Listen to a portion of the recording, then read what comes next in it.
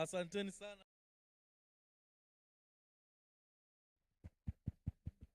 Asanteni sana wenzetu wa Afrika Bati kwa burudani nzuri. Ratiba yetu kama nilivyosema tunataka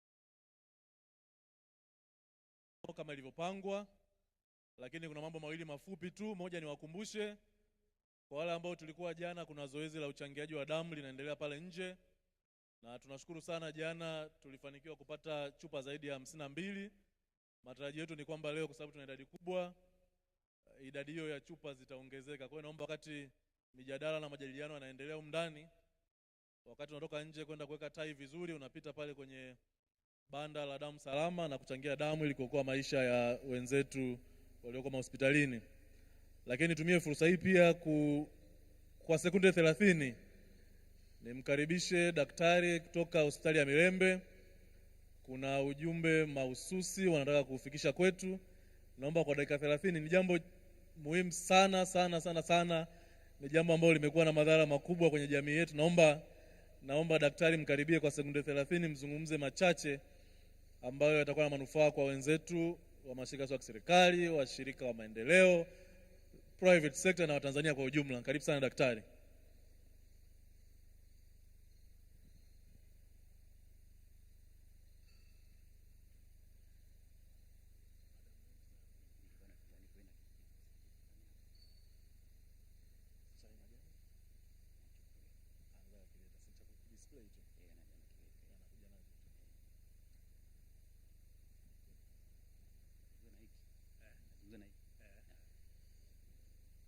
Jamani, habari za asubuhi. Habari za asubuhi.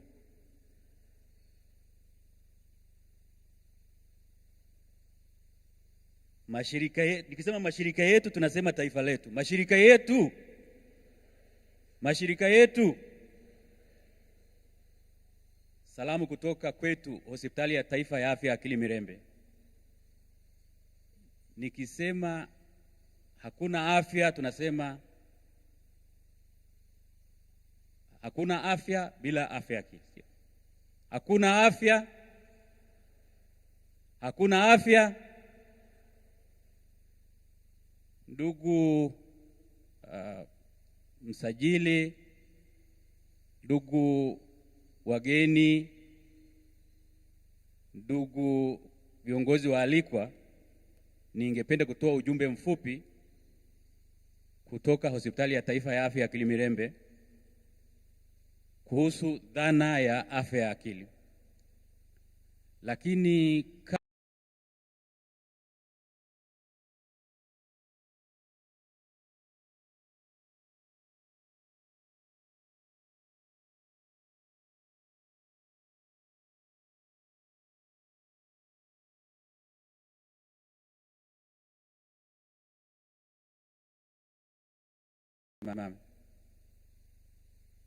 wale ambao wanahusika na afya, lakini afya ya akili, nategemea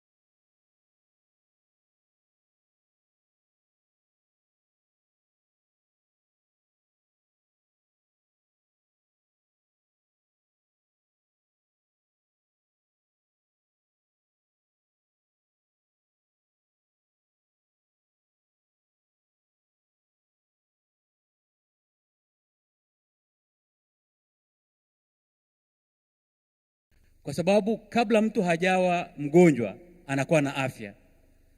Sasa kwa sasa na kwa miaka mingi kidogo tulikuwa tunaangalia zaidi ugonjwa, lakini kabla mtu hajawa mgonjwa anakuwa na afya. Sasa kwa sasa tunafanya kampeni za kukuza afya ya akili, kwa maana ya kuielewa na kuisimamia.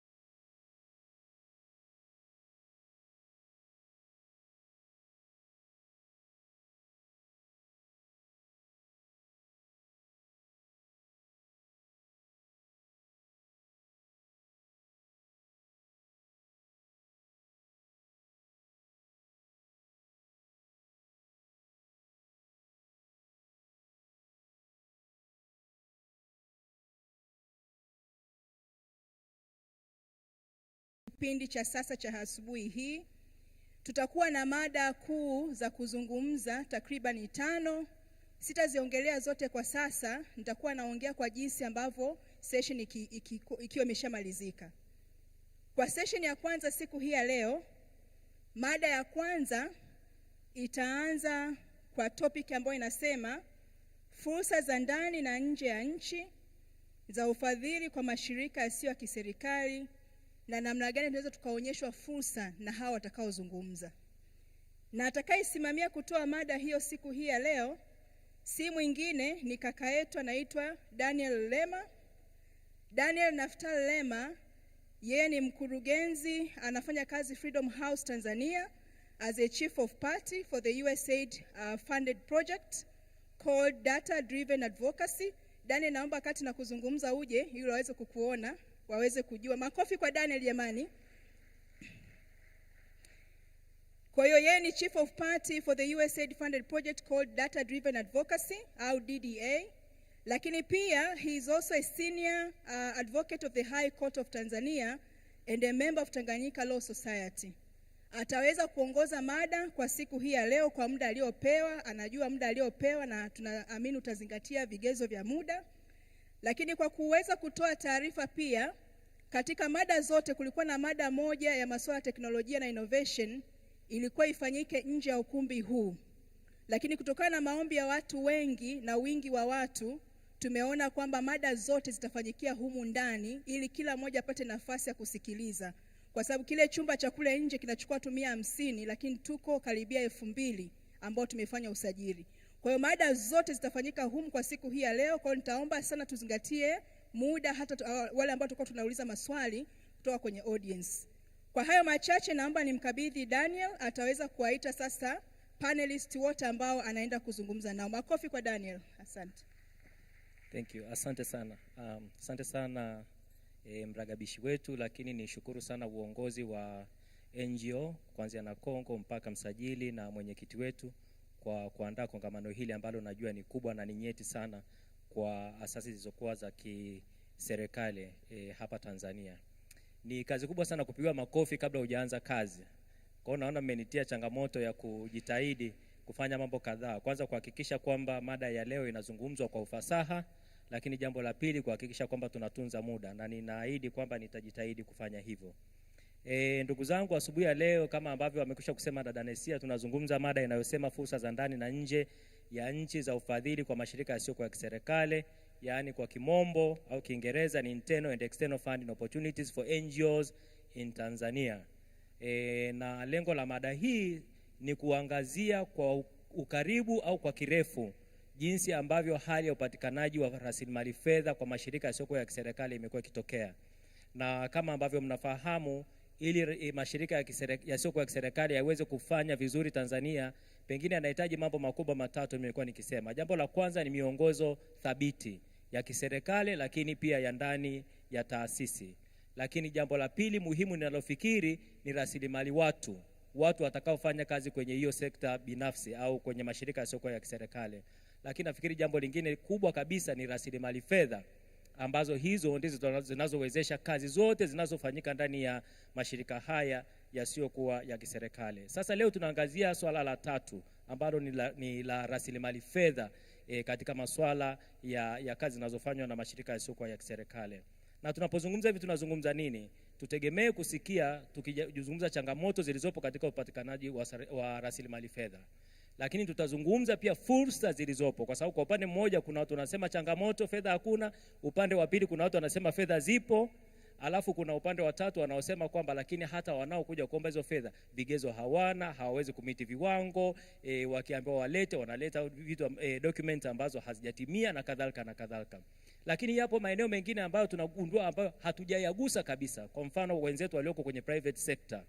Lakini kuna maeneo mengine ambayo hatujagusa kabisa kama NGOs. Maeneo kwa mfano ya wafanyaji wa biashara au wekezaji, ili tuweze kupata fedha zitakazotumia katika kuendesha shughuli zetu.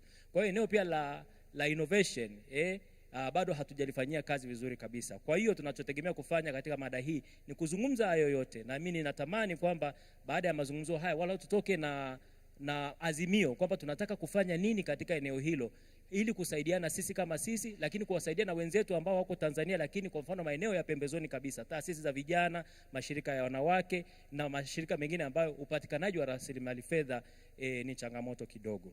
Kwa hiyo kwa kuzungumza mada hiyo, mimi nimeona niweke tu usuli kwa maana ya kwamba tutazungumza nini, lakini kwa kweli watakao kuja kutusaidia kuzungumza mada hii kwa kuanzia, ninaye dada Edna Chilimo ambaye ni manager wa miradi kutoka Foundation for Civil Society, ambaye kwa kweli uzoefu wake wengi tunaofahamu. Naomba nikikutaja dada Edna uwe unakuja huku mbele tafadhali, naomba tumkaribishe kwa makofi.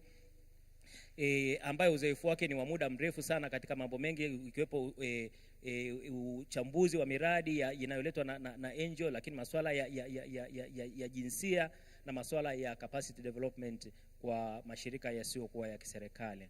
Lakini wa pili ambaye atazungumzia mada hii leo ni Karina Ziauloska. Karibu dada Karina, please feel welcomed on the stage as well.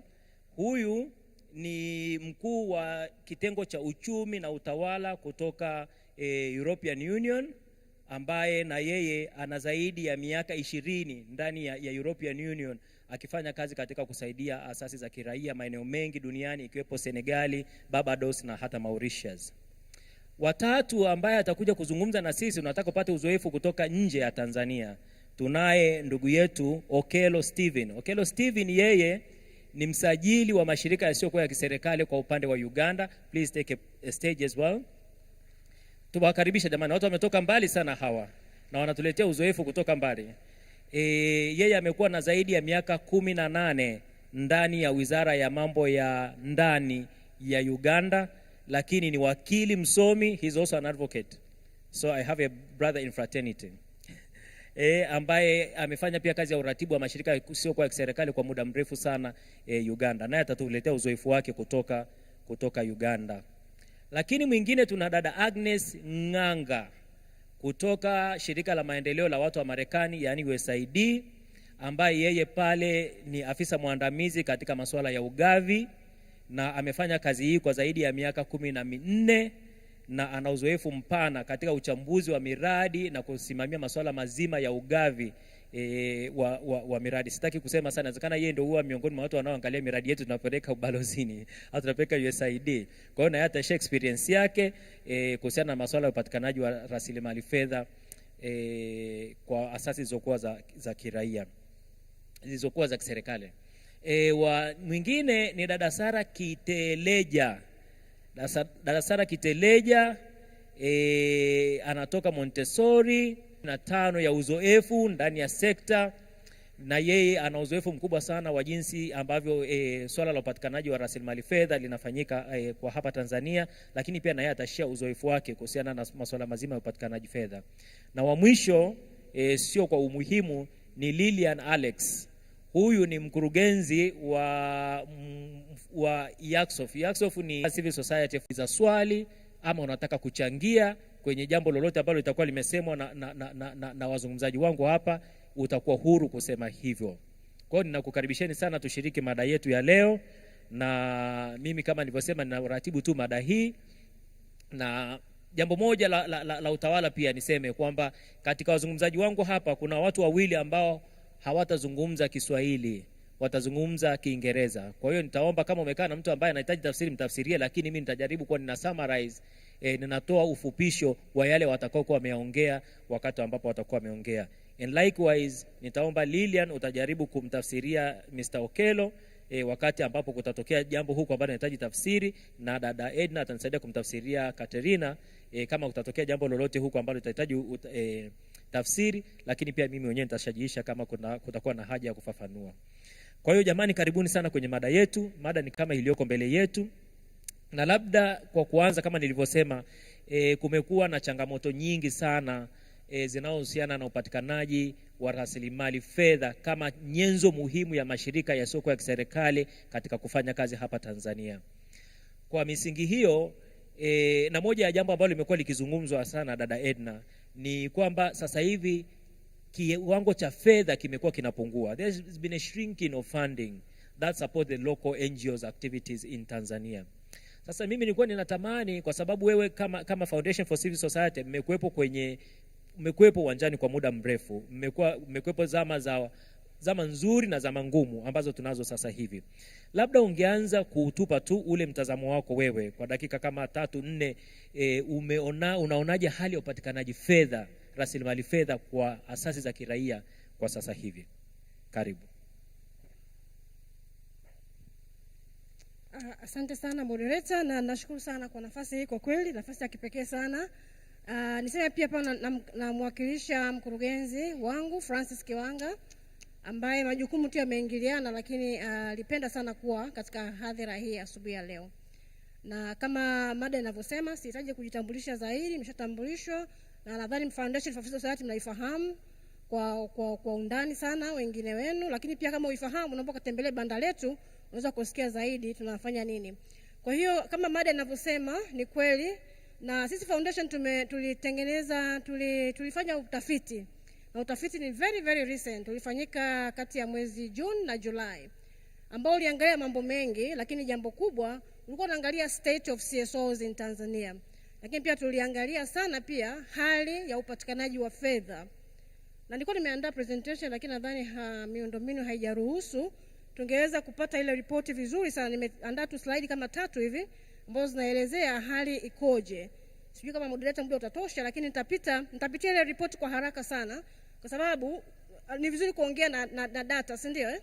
Na tuweze kuelewa vizuri. Kwa hiyo ile ripoti imekuja na messages kubwa 4 kama sio 5.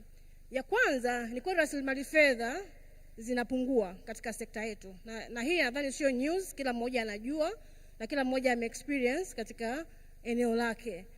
Lakini ripoti hii inasema sio vyanzo vyote ambavyo vimepungua. Vinavyopungua ni vile ambavyo tumevizoea kutoka kwa wale traditional donors au funders wetu, wale wa siku nyingi, wa miaka mingi. Hayo maeneo ndio fedha inapungua.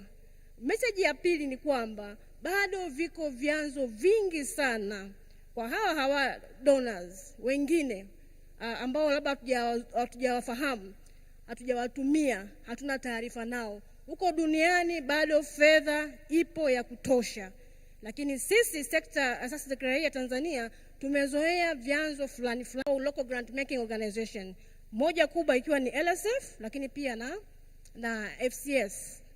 Na mashirika haya yanasema yaliyohojiwa, utafiti uligusa karibu zaidi ya respondents 500 walihusika, na wanasema karibu mashirika 68 yalisema anategemea, asilimia 68 ya wale waliohojiwa walisema wanategemea ufadhili kutoka LSF, lakini kutoka pia na Foundation for Civil Society. Na wanasema haya mashirika wana miundombinu rafiki kwao, wana mifumo ambayo wanaiweza kuifanyia kazi, lakini pia wamerahisisha namna ya upatikanaji wa rasilimali, kwa sababu pia kama sisi FCS tunatoa hizi ruzuku, unaandika proposal kwa Kiswahili kabisa na unaandika ripoti yako pia kwa nini? Kwa Kiswahili. Kwa hiyo yale mashirika madogo na yale ya kati yameweza sana kupata ufadhili kutoka LSF na FCS. Lakini sasa hizi local funding organizations hizi mbili za FCS na LSF pia wapo, wanaweza kujizungumzia vizuri. Pia tunategemea sana, sisi wenyewe tunategemea bilateral donors, wale zile embassies, lakini pia tunategemea international funding agencies, wakina EU, USAID au wengine walioko huku mbele.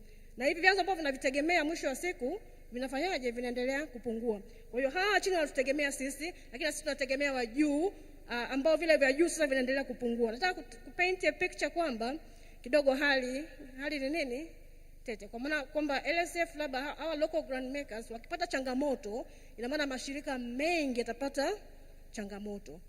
Hiyo ni message ilikuwa ni ya 3. Lakini message nyingine ni kwamba naomba nipitie notes zangu pia.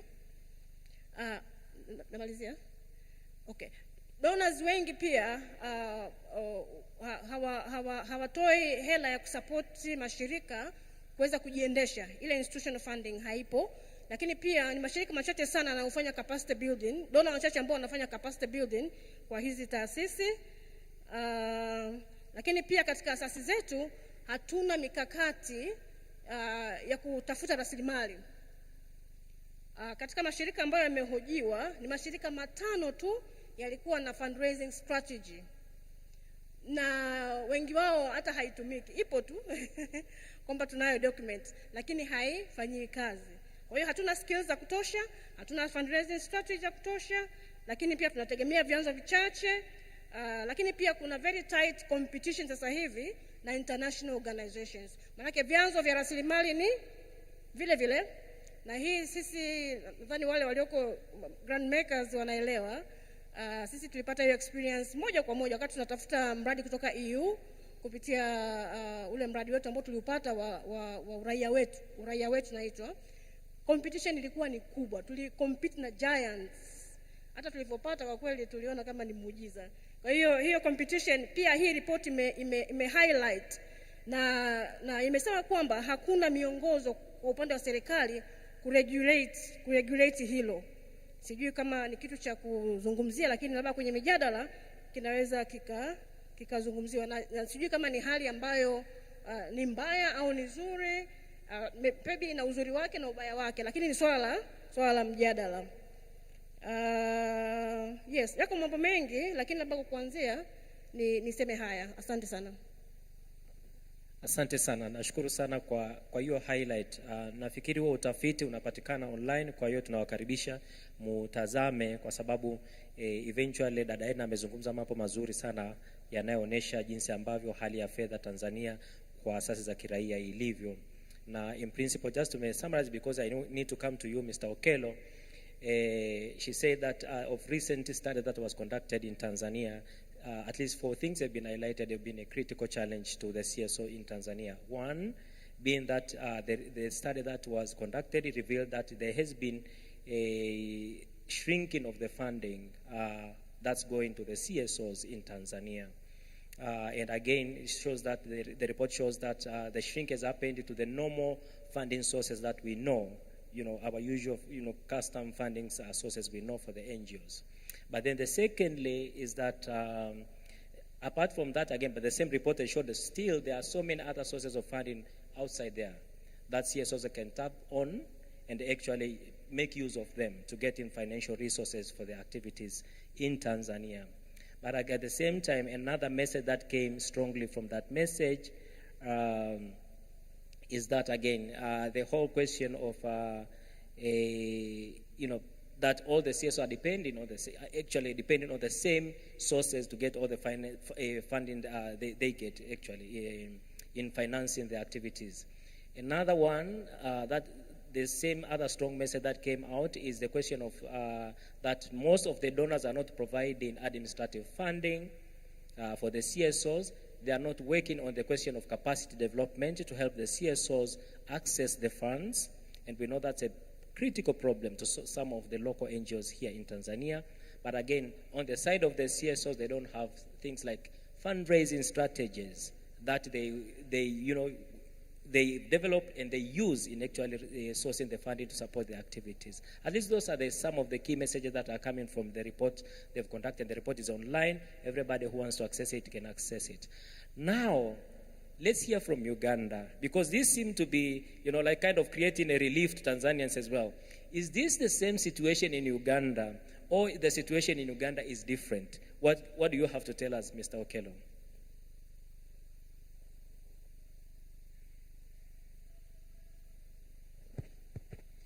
Yes, thank you, Daniel, and greetings to everyone from Uganda.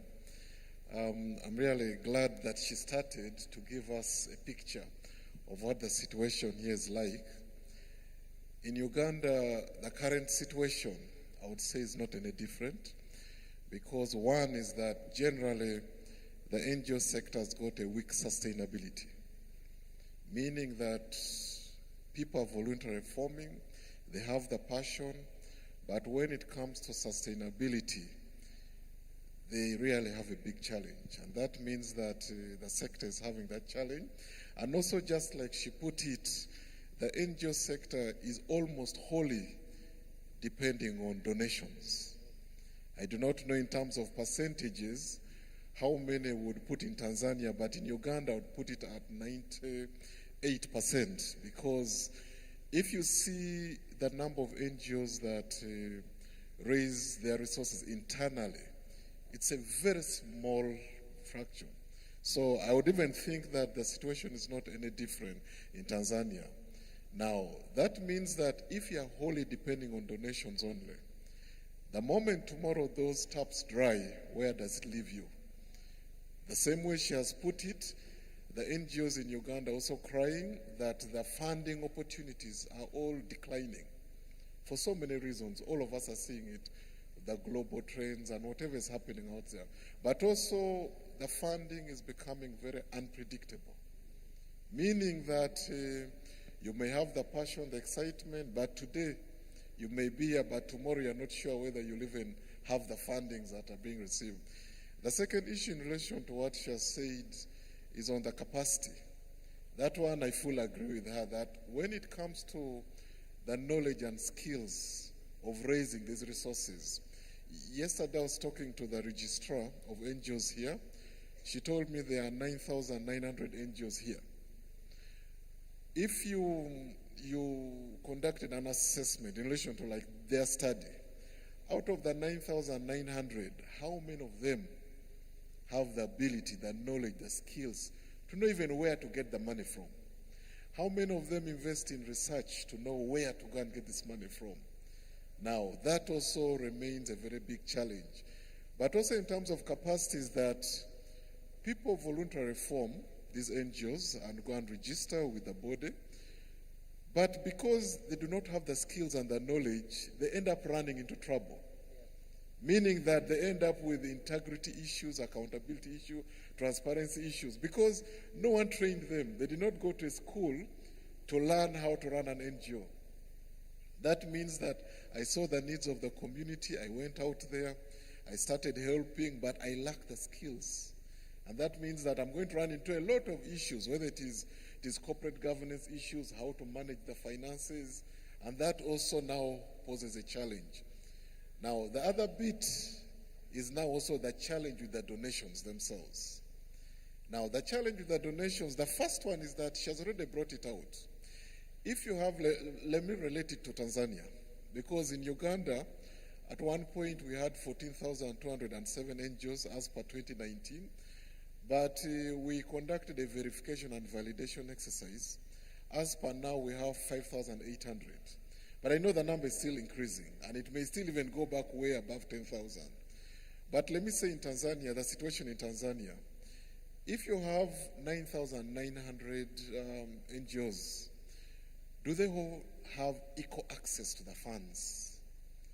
That means that the way she has brought it out, the funds are there but are limited and very inadequate to take care of the entire sector. Now that means that it introduces a haphazard way of funding, and that poses a challenge, meaning that funding is not going to reach in every corner that it should. But then what does it now introduce? It introduces competition, and which I can tell you this competition is very unhealthy. Unhealthy that instead of course NGOs are there to complement the government, but instead of now NGOs complementing each other to grow and become more sustainable and stronger, they will do everything to compete and tear each other apart. I will tell you that there are NGOs that will do everything to appear they're in front and better than the other because they want the funding. Now that is not healthy, because you're not doing it for you, the NGO, you're doing it for the good of the country. You are supporting the country in its development, but if you start fighting for resources, now that also becomes a challenge. Now the other bit also in relation to that is, of course, because the donors are few and the demand is high, the conditions become stringent. They have to put strong conditions.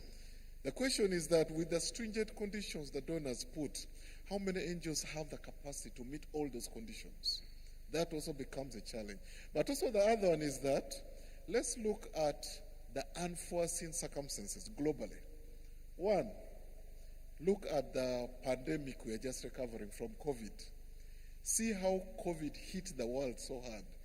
Did the sector survive from it? No, it did not. Not the ones in Uganda, I don't even think the one in Tanzania.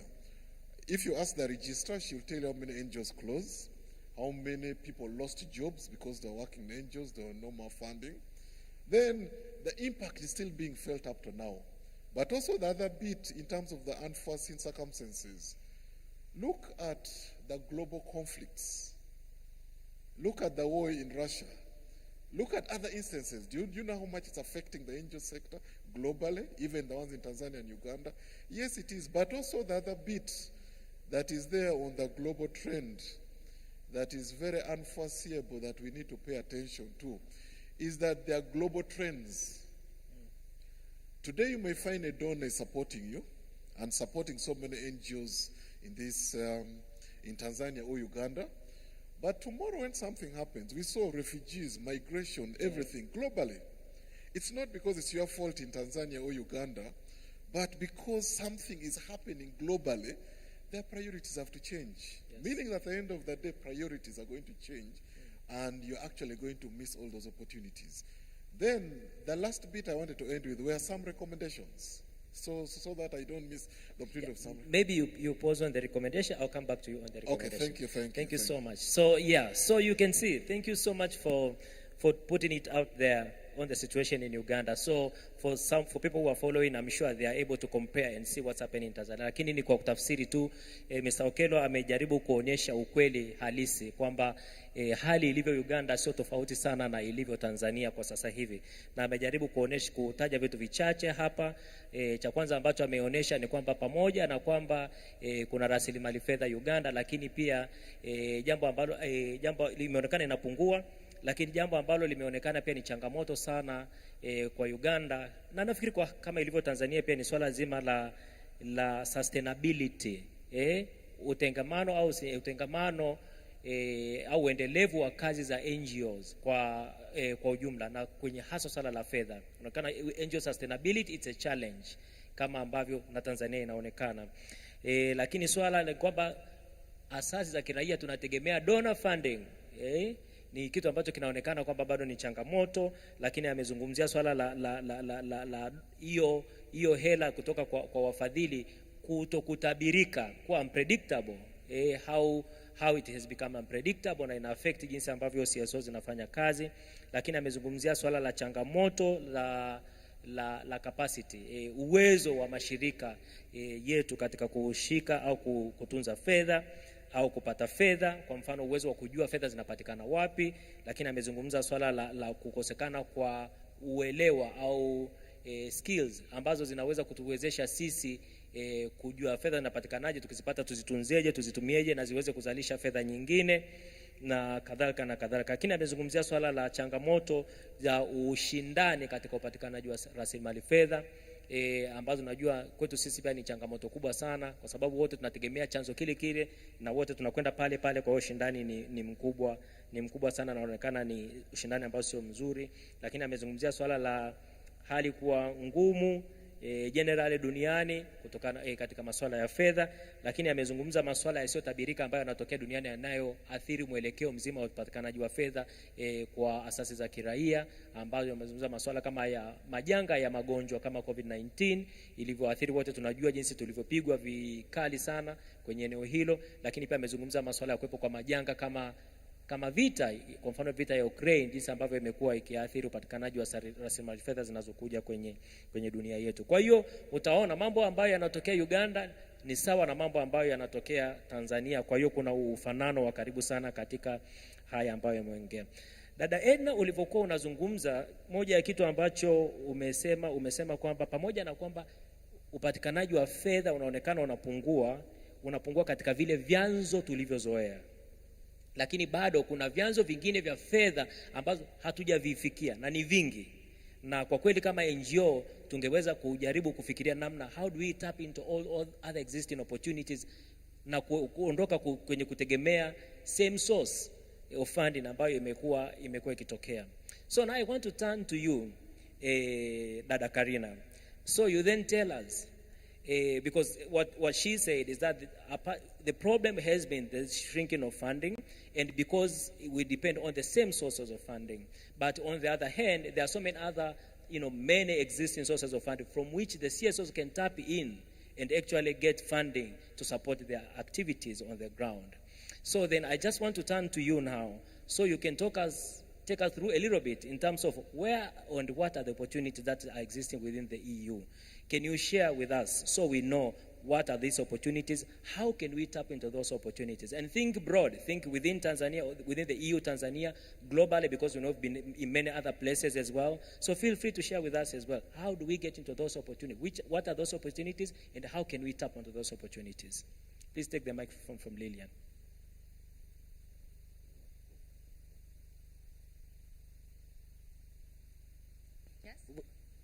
Yes, it's working. Thank you. Good morning to everyone.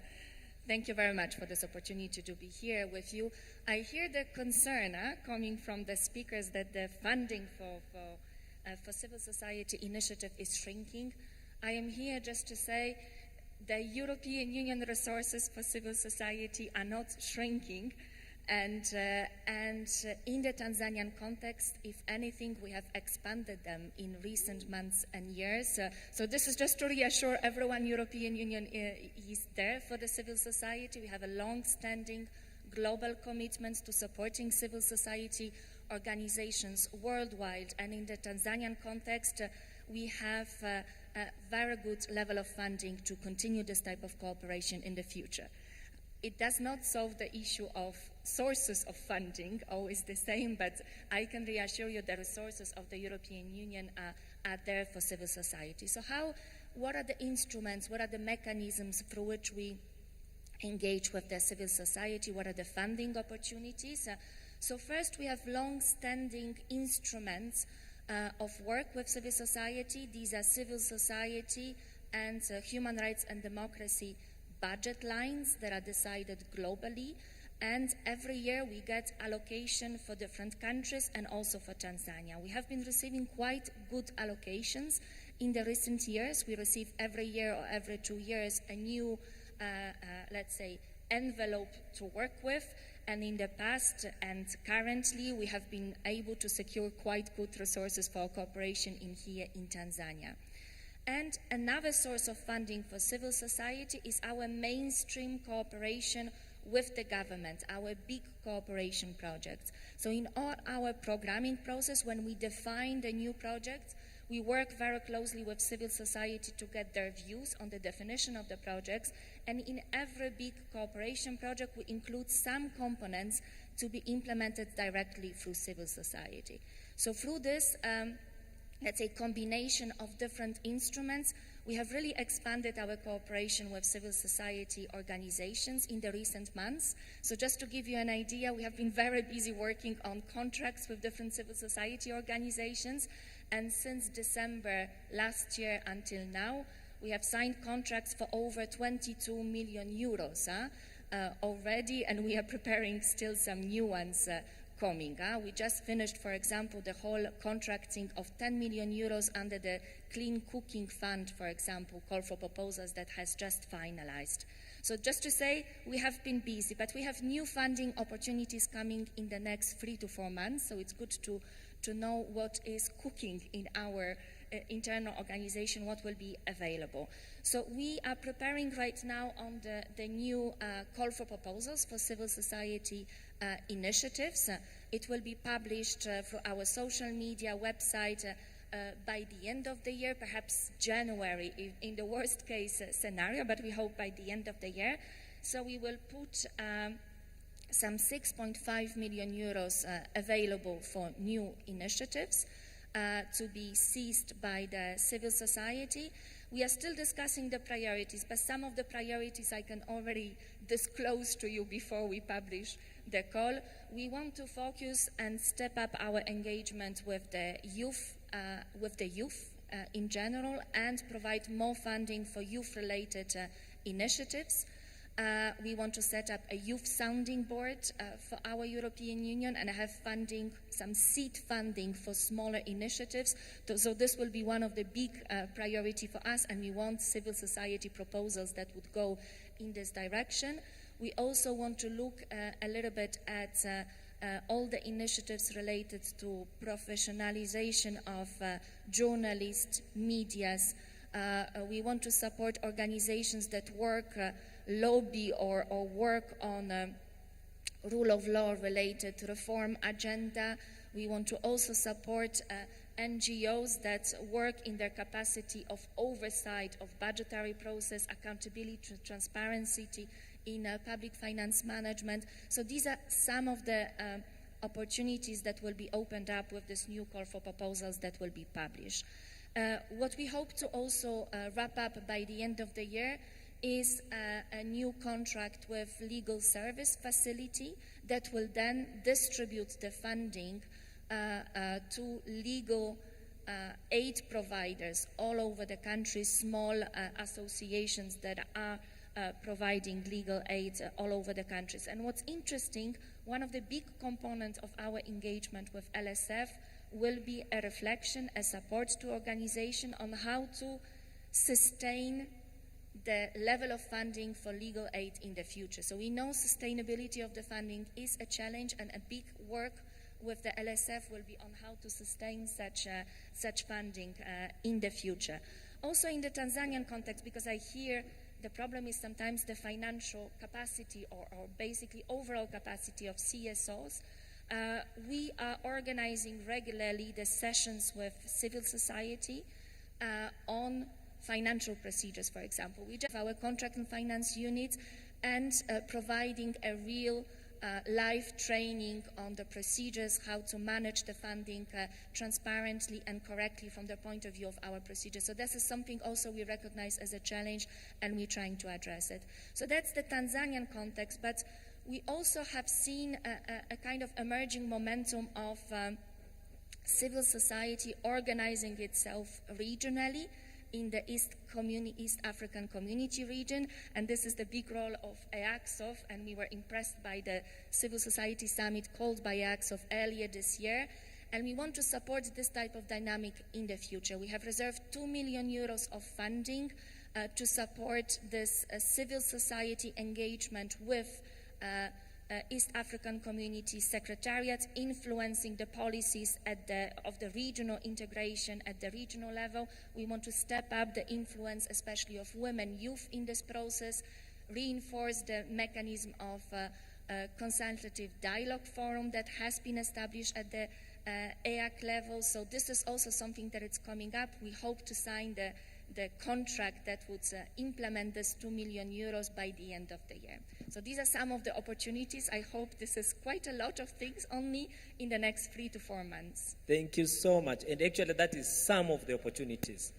Kwa hiyo jamani, mnasikia much as tunasikia kwamba tunaambiwa kwamba upatikanaji wa fedha unapungua, lakini mwenzetu kutoka EU anatuambia kwamba fedha bado zipo na envelope yao bado imejaa rasilimali fedha. Nitakuja kumuuliza baadaye kwamba tunawezaje kuchungulia na kupata fedha kwenye hiyo envelope kirahisi, hasa kwa wenzetu tunatoka Kigoma, tunatoka Kantalamba, sijui na wapi.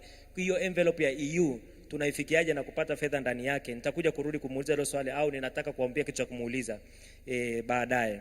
Lakini thank you so much. Kusummarize, amezungumza mambo mengi, including kuhakikisha kusema kwamba kweli kwamba EU bado fedha zipo na bado wanaendelea kutoa, na actually wameongeza portfolio yao kwa hapa Tanzania.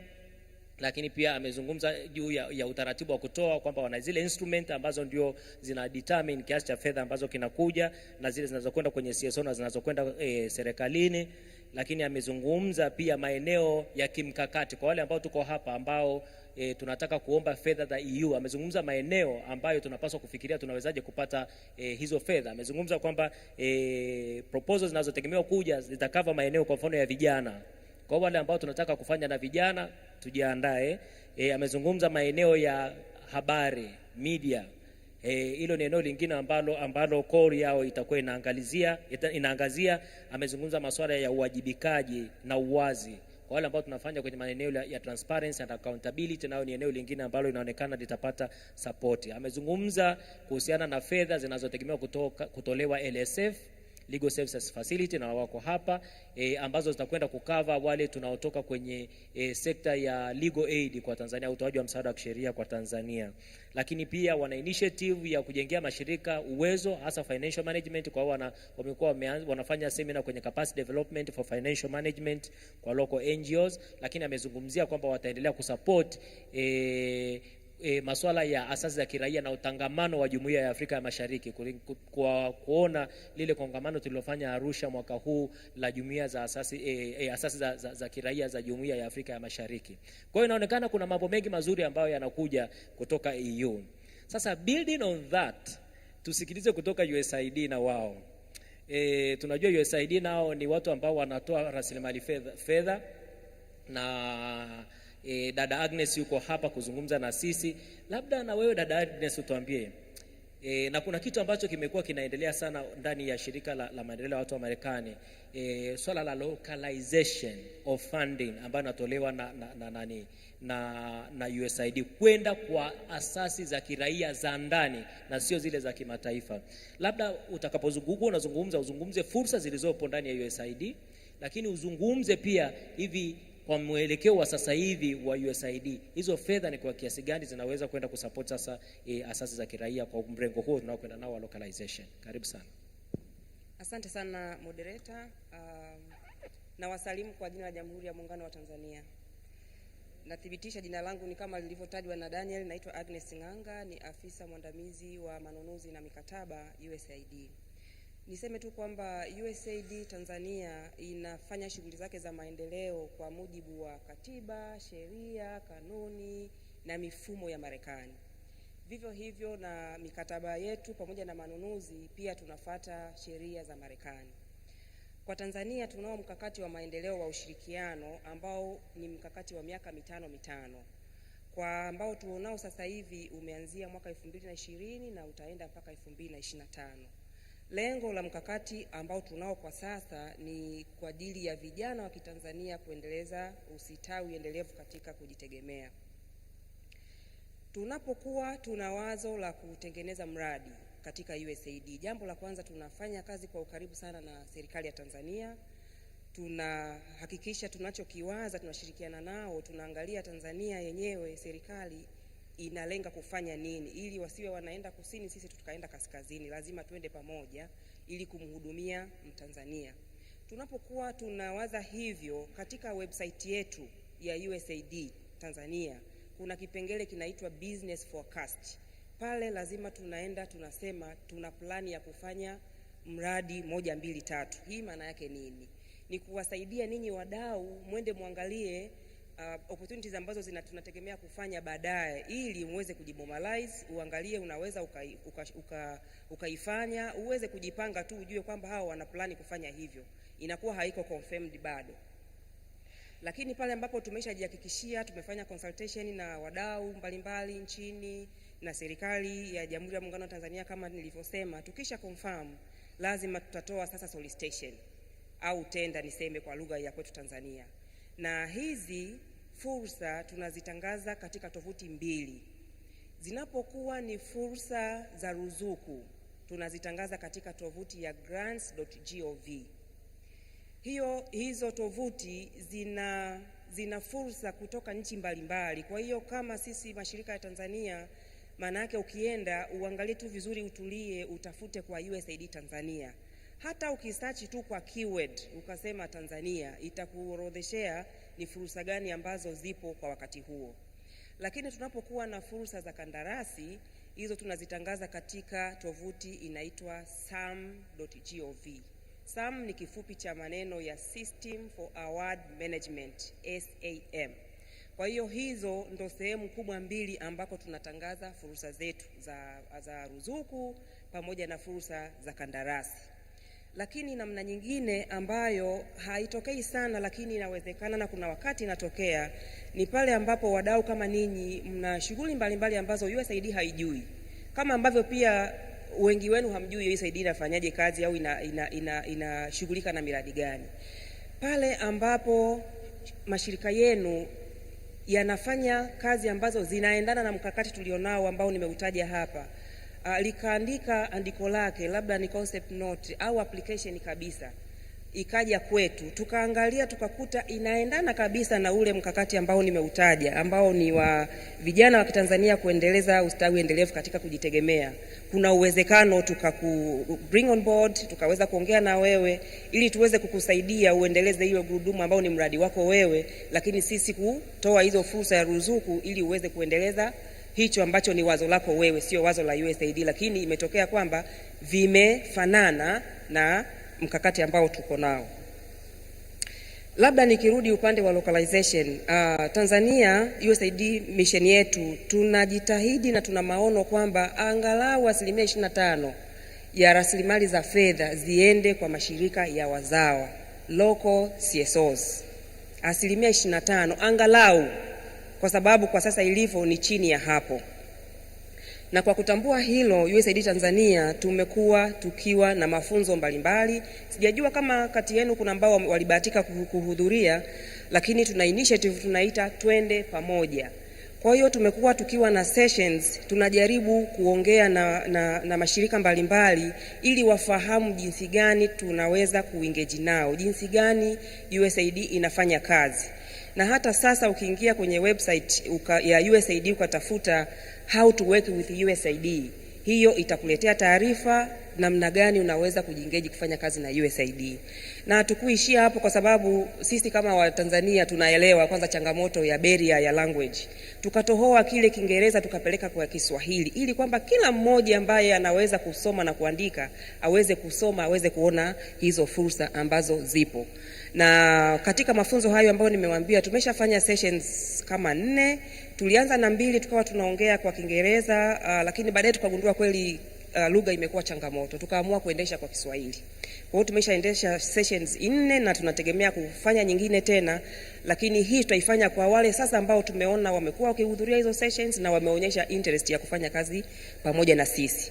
Katika hizo sessions ni pamoja na kuambia mahitaji yanayotakiwa kufanya kazi na USAID. Kama ilivyo hata kwa Tanzania, ukitaka kufanya biashara na serikali ya Tanzania lazima ujisajili.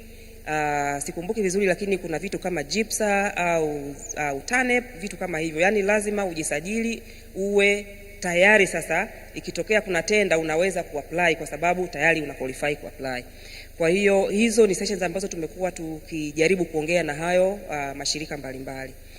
Haya maongezi ninayoongea na ninyi sasa hivi, kwa kweli huwa tunaongea karibu dakika 60 na kuendelea, lakini hapa nimepewa dakika 5 tu na ningependa kuheshimu huo muda. Naomba niishie hapo kwa sasa. Asante sana. Asante sana dada Agnes, tutarudi kwako.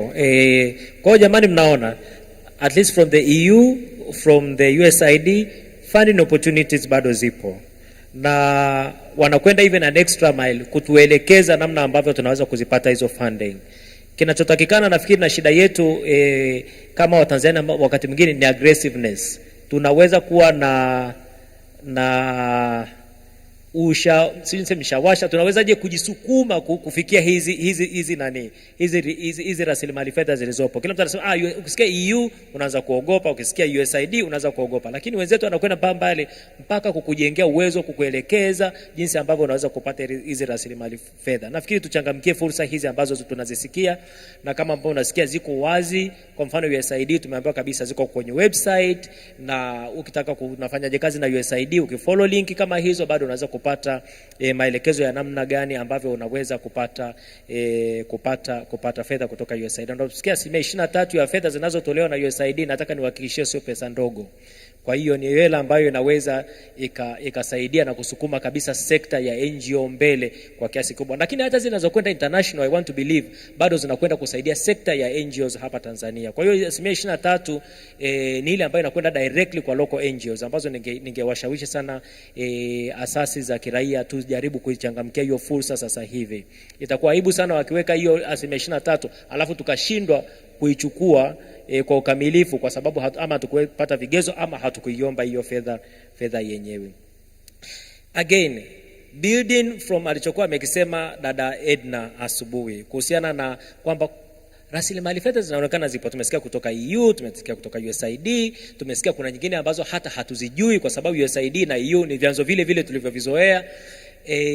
Dada Sara, wewe unafikiria ni strategies zipi ambazo tunaweza kuzitumia kama CSO au kama NGOs Tanzania katika kufikia vyanzo hivi vya fedha ambavyo viko maeneo mbalimbali?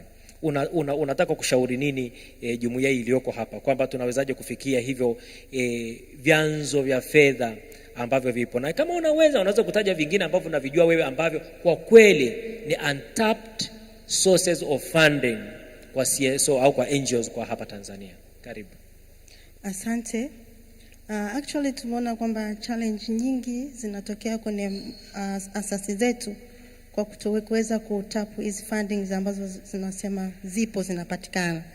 Mfano from discussion of, kutoka kwa discussions za speakers, wengine wanasema funding, but naweza kushauri kwamba sisi kama asasi hatufanyi ile funding landscaping ya kujua fundi ziko wapi, who is my donor, who can support me. Kwa mfano nimemsikia USAID anasema kwamba washaandaa mpango mkakati na serikali kuonesha sehemu ambazo wanaweza kushirikiana na kuweza kutoa funding, lakini pia AU wana a lot of opportunities in areas ambazo wanaweza kutusaidia. Lakini je, tunazielewa hizi interests za donors, policies, tuna comply regulations zao? Kwa ile landscaping ya donors itatusaidia sisi kuweza kujua where do we fit na tunawezaje kuweza ku access hizi funding. Lakini pia naweza kusema pia katika issue ya mpango mkakati, dada pale ameongelea kwamba wengi wetu hatuna strategic plans ambazo zinaonesha sisi tunataka kufanya nini na kama tunazifuata hizo mipango mikakati. Ni kwa kiwango gani mipango mikakati yetu ya shirika zetu yanaendana na vipaumbele vya nchi? Tumesikia mashirika makubwa yanaangalia vipaumbele vya nchi, malengo endelevu ya dunia na interest za wafadhili. Mipango yetu katikati ni kweli na tudefine kile tunachokufanya, vision zetu ziko clear, modality work zetu je ziko really transparent kuweza kutapu is funding. Because there's a lot to do kwenye asasi zetu ili tuweze kucomply ili soko ambalo tunakompiti katika soko la funding. Lakini katika hii mikakati yetu, how do we engage the beneficiaries? Tunatumia approach gani? Is it direct or non-direct approach? Ili kuweza kuibua hii miradi na kuona iko sustainable kwenye jamii zetu. Na naweza kusema pia issue ya hii strategic plan inatakiwa kutambulishe wewe huko mahiri kwenye eneo gani. Tukimsikia UNICEF, tukimsikia labda Apple, tunajua kabisa anatoa huduma gani. Je, our strategic, our vision, our logos, they speak right away kile tunachokifanya kuweza kujulikana, kuongeza accessibility, visibility, kuweza kutapu hizi funding. Lakini pia kuna issue ya branding kwamba wewe umahiri wako upo katika eneo gani unaloliserve sasa hivi. Ni education, ni advocacy, ni youth. Tumesikia EU wana opportunity fund ya youth. Are you clear kwamba unadili na youth na wapi uwezo ukapata hizi fund? Kwa branding ya association yetu natakiwa za asasi zetu lazima ziwe very visible ili inapotokea opportunity of funding na kwa ni rahisi kutapu, ni rahisi pia kuona kwamba nafiti hapa. Kwa researching pia ni kitu muhimu. Vitu tunavyovifanya, how do we share our success, our impact to the community kama case study, datas, lesson learned, success stories zinatudefine sisi ni wakina nani. Kitu kingine ni issue ya due diligence. Nimeisikia hapa kwamba tunafanya kweli comprehensive assessment kuona kwamba sisi tuna comply na sera za nchi, sera za mataifa mengine na miradi mingine ambayo ipo hapa, kwa sababu kuna sera ambazo pia zinataka, for instance, staffing capacity ya organization yako ina fit, how is the risk ya financial capacity kwenye organization yako ikoje, policies za organization yako, structure, risk ya organization yako iko katika hali gani. we have to do this due diligence kuweza kucomply na hiki kinachotokea. Lakini pia nashukuru kwa hili jukwaa, sababu this ni area ambayo we can partner networking. Tuko NGO nyingi, na ili kuondoa hii duplication of efforts ambazo kila mmoja anafanya, kama ni education, ni wapi, we can find a way ya kuweza kupartner pamoja na kuweza ku take advantage ya hizi resources, expertise, learning from each other, ili kuweza increase au expand the area of tapping the funds kwenye asasi zetu. Naweza kusema cha mwisho labda kulingana na muda, relationship gani tunao na hawa donor wanaotusupport? Tumekuwa nao kwa muda. Do we keep sustainable kwamba waendelee kutufadhili au waendelee kutuconnect na other donors, kwa sababu wao wanakuwa na network kubwa. But are we transparent enough? Are we professional enough? Are we result based? Au ripoti zetu ni for narration only, kuonesha tunafanya nini? So there's a lot sisi kama SSOs or asasi kuweza kuimprove ili tuweze kucomply na soko la funding. Asante. Asante sana dada Sara. Kwa kweli umeangazia safi sana. Umeangazia mambo mengi ambayo nafikiri ni ya msingi sana, ambayo ni inward looking kwa NGOs, lakini pia outward, kwa maana ya kwamba kuangalia kilichoko nje na jinsi ambavyo tunapaswa kufanya. Na na kama ambavyo tulisikia dada Edna anasema, moja ya shida tulionayo kwenye mashirika yetu ni kwamba ama hatuna fundraising strategies, ama tunazo lakini hatuzitumii. Tumeshaandaa vizuri fundraising strategy yetu, umeweka kwenye shelf, ili siku yoyote akija mtu akikuuliza kwamba nyie mna documents zote mnazozitaja, zinazo operate kwenye serikali, unasema ndio tunazo. Nini? Procurement policy tunayo, financial policy tunayo, na fundraising. Ulishawahi hata kuangalia kwenye fundraising plan yako au kuitumia kupata resources zozote hizi? Hujawahi hata mara moja. Lakini kwa sababu ulimsikia mwenzako anayo, basi ukawa nayo, ukaweka kwenye shelfu, ukaishia hapo na kulalamika kwamba huna nani. Lakini miongozo yetu tunaitumiaje? Nafikiri ni moja ya jambo ambalo umeliibua, ambalo nafikiri ni msingi sana kulifikiria, na jinsi ambavyo tuna engage beneficiaries wetu, na kujidefine. Tuache kazi zetu zituuze. Wewe kwenye eneo la vijana unafanya nini ambacho kinaweza kukuuza na kumfanya hata EU aje kwako kukuambia what support can you get? Kwa mfano, umesikia wamesema kutokana na jukwaa la asasi za kiraia mwezi wa 4 mwaka huu tuliloandaa Arusha, wametengeneza portfolio kwa ajili ya kutusupport. How are you pulling yourself kujiweka pale ili hela iweze kukufuata, na sio wewe uanze kuhangaika kupata pesa kwa vitu ambavyo havionekani? Hicho ni kitu kingine ambacho naona kwamba nacho ni cha msingi sana, ambacho umekiibua, kwamba tujiweke kwenye mazingira au define kazi zetu kwa mazingira ambayo yata attract donor funding. I'm going to come to you dada Edna, utazungumza kuhusiana na swala la untapped other sources of funding, na nataka uzungumzie masuala lazima la philanthropy. Lakini kabla yako nataka ni mlete Lilian on board. Lilian yeye anaratibu mashirika yasiyokuwa ya kiserikali, ni mratibu wa mwavuli wa NGO ambayo ni mwavuli wa mashirika yasiyokuwa ya kiserikali ndani ya Jumuiya ya Afrika ya Mashariki. Lilian, what advice do you have? Kwa sababu umekuwa ukiangalia Jumuiya ya Afrika ya Mashariki kuanzia South Sudan, Kenya, Tanzania, Uganda, Rwanda, Burundi and all that. Ni maeneo gani ambayo unaona wewe kwamba CSO zikiwa creative wanaweza wakatengeneza funding?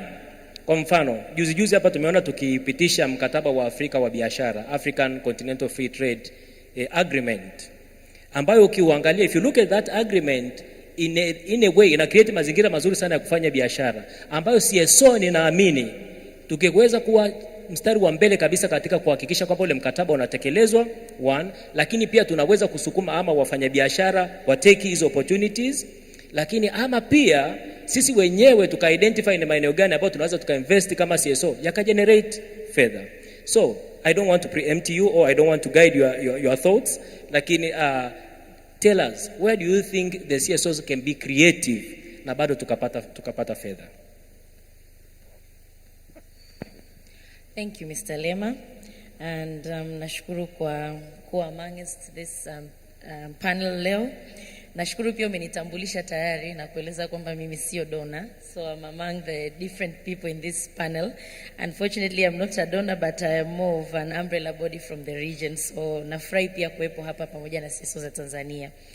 Now, building from the conversation walioongea naomba niruhusiwe kuongea mix of language kwa sababu presentation nimeandaa kwa Kiingereza. And then also kusaidia translate. So also building from the presenters who have just spoken before me, I think nimepata nafasi pia kujifunza mambo mengi, and also kujifunza how the donor environment is specifically labda kwa Tanzania, but also not differing from what Mr. Okello amesema, also from the regional perspective. The challenges are there across the region. It's not only in Tanzania, also in other East African partner states, we are facing similar challenges. But I'm also glad that we have also had the donors speak from their mouths to get to hear how we can actually address some of these challenges that are coming up across the region. Now, as EACSOF, Mr. Daniel has already introduced EACSOF, being an umbrella body of civil society in East Africa region. I may not be necessarily giving you money directly. I may not be a donor to give you money, but rather I might be, I can say a link, or I can say a channel for you to be able to access funding across the East Africa region. There are very many opportunities, not necessarily direct opportunities ambazo nitakuja kuambia here's a donor call for you to do 1, 2, 3, but also through engaging at the regional level, that is kuengage katika jumuiya ya Afrika Mashariki. Kuna opportunities nyingi za CSOs kuweza kutap into funding, and here I may just mention a few, sitakuwa na nyingi sana, but just a few ambazo pia zimeshakuwa practice previously na zinaendelea, na tunaona kwamba zinaendelea kusaidia CSOs nyingine within East African partners. So one, I can say as EACSOF, we give opportunities to networking. How in networking? We as an umbrella body, we also engage at national levels. I am here kwa sababu pia natambulika na Kongo ambao ni chapters wetu in Tanzania as a country. Uganda, for instance, we are being hosted by the Uganda NGO Forum. Those are the ones who are hosting EACSOF chapter in Uganda. Similar to Rwanda, we have Rwanda Civil Society, and in other East African partner states, we also have hosts like in Burundi, in South Sudan, and also in Kenya, where we have hosts for EACSOF chapter. Now, through these networks that we already have that are existing, civil societies in East Africa region wameweza ku leverage these opportunities, to create opportunities for their funding, opportunities for programming, implementation. There are times tulipata kama funding, naweza ngasitoa mfano, kuna kipindi GIZ walitoa funding in EAC ambayo ilikuwa inaitwa IDEA. I think the only organization naweza nikairecognize ambayo iko hapa nimeona sura yao ni Tango, wali benefit from that. We had I think SIDEA, walikuwa wanaitwa I think SIDEA from Tanzania. Na hiyo funding basically ilikuwa ina call for national NGOs kupartner na different partner states. Yani ilikuwa ni kama ni NGO kutoka Tanzania lazima ipartner na an NGO from Kenya to basically do an activity. Ilikuwa sio funding kubwa sana, lakini ilikuwa ni activity ndogo ambayo walikuwa wanataka kuona tangible output ya engagement au ya partnership between civil societies from different partner states, ikileta a tangible output on that engagement.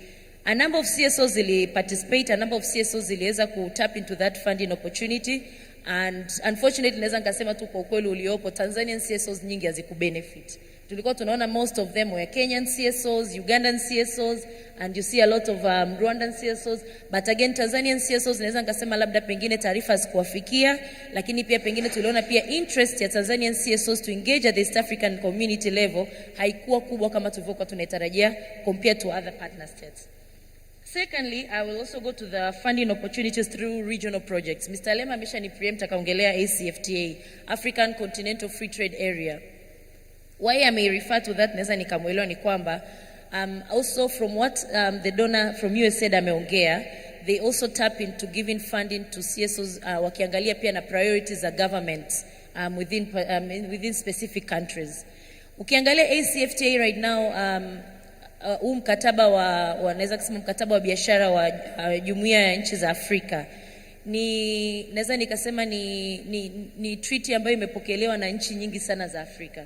Tanzania being focal, hata sasa hivi tukijua kwamba our current president, kama sijui tuna taarifa wote kwamba our current president ndio champion kwenye protocol ya within the ACFTA protocol ambayo inakuwa formulated ya women and youth inclusion in the ACFTA. Now when you look at such opportunities, mnapokuwa mnaweza kutap into these opportunities, tayari as civil societies you get opportunities on how you can actually access funding on ACFTA. Right now there are a lot of donors ambao wanajaribu ku raise awareness, ambao wanajaribu ku call for civil societies to engage with this treaty. But not only engaging, lakini hata serikali zenyewe zinajaribu kuangalia wananchi directly wana participate vipi kuangalia huu mkataba unakuwa implemented within partner states. So these are some of the trends naweza nikasema zinakuwa discussed, na naweza kusema ni environment inaenda ikichange. It has not been always the same environment that we are used to working around, but also it's also something that we can learn, kwamba unaweza kuangalia how we tap into these opportunities kama CSOs kuweza kupata funding na kuweza kuangalia how you can also help your communities and societies that you represent. And also I would also want to speak on another issue around how CSOs can also get access to funding, especially kwa sisi at the regional level, we have engagement, or I can say direct engagement with the business sector. I think that has also been spoken before. You look at the different activities wanazofanya. Let's say in the East Africa region, we have the East Africa Business Council. We also have the East Africa Women in Business Platform. Hizi ni initiatives naweza nikasema, au naweza nikasema ni organizations ambazo zipo kwa ajili ya business sector, but oftenly zina tap pia to to kazi au naweza nikasema activities that civil societies do. Mkiweza kuengage katika East Africa women in business, you will learn that they are very much focused katika kufacilitate au kuwezesha local business persons ambao wako katika trading areas, na hii imekuwa push zaidi na EAC katika kuangalia kwamba how are the people within the East African community benefiting directly from the already implemented common market protocol ambayo tayari it's functioning in the EAC. And so through that, there's a lot of funding, naweza nikasema inaenda in cross-border small business scale people who are doing this small scale businesses kwa ajili ya kuwezesha mwananchi wa Jumuiya ya Afrika Mashariki kuzunguka katika jumuiya na kufanya biashara. So these are some of the funding opportunities naweza nikasema ziko at the EAC, but also niseme tu kwa ujumla, natamani sana wa Tanzania tuendelee kuonekana katika Jumuiya ya Afrika Mashariki. Our presence is not very much felt. Our presence is not very much active in the community. So let's tap into these opportunities and make sure that we also seize these funding opportunities ambazo zipo. Asante. That's a good ending. Nashukuru sana Lilian. Kwa kweli na me I have the same feeling and the same experience. Nafikiri NGO za Tanzania tunatakiwa kutujisukume zaidi sasa kwenda ndani ya Jumuiya ya Mashariki, SADC na hata African Union. Fursa zipo, lakini tatizo tunathubutu kwenda kuzifuata hizo fursa. Hiyo ni mojawapo ya changamoto kubwa sana tulionayo. Wakati mimi nilipoingia Yaksof nilikuta hiyo changamoto ni kubwa sana. Lakini namshukuru Mungu walao tumeanza kujitokeza kama Tanzania sasa hivi na kusema sisi kwenye utangamano wa Jumuiya ya Afrika Mashariki tupo, tunataka na hizo fursa tunataka kuzitumia. Naomba tuendeleze hizo vuguvugu, lakini sitaki kurudia vitu vile ile ambavyo visema hapa. Amezungumza mambo mazuri sana kuhusiana na fursa zilizopo na tunaweza kuzitumiaje.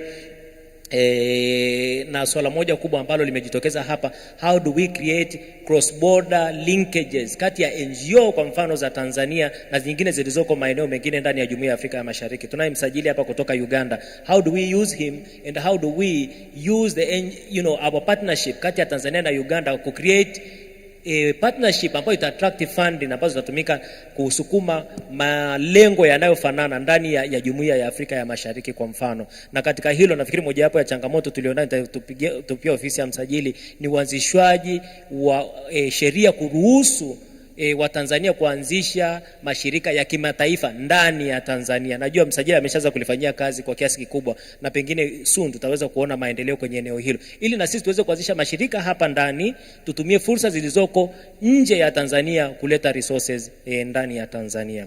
Otherwise nakushukuru kwa kusema hivyo. I'll be wrapping up and turning to the audience now in the next 5 minutes kwa sababu I think our 1 hour has been exhausted. We are past 1 hour for 2 minutes. Nafikiri Danesia unanilinda kwa sababu tulianza saa na nusu.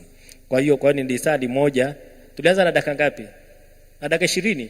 Kwa hiyo tuko nje ya muda kidogo. But then I just want to give 2 people from our panel 2 minutes to say something.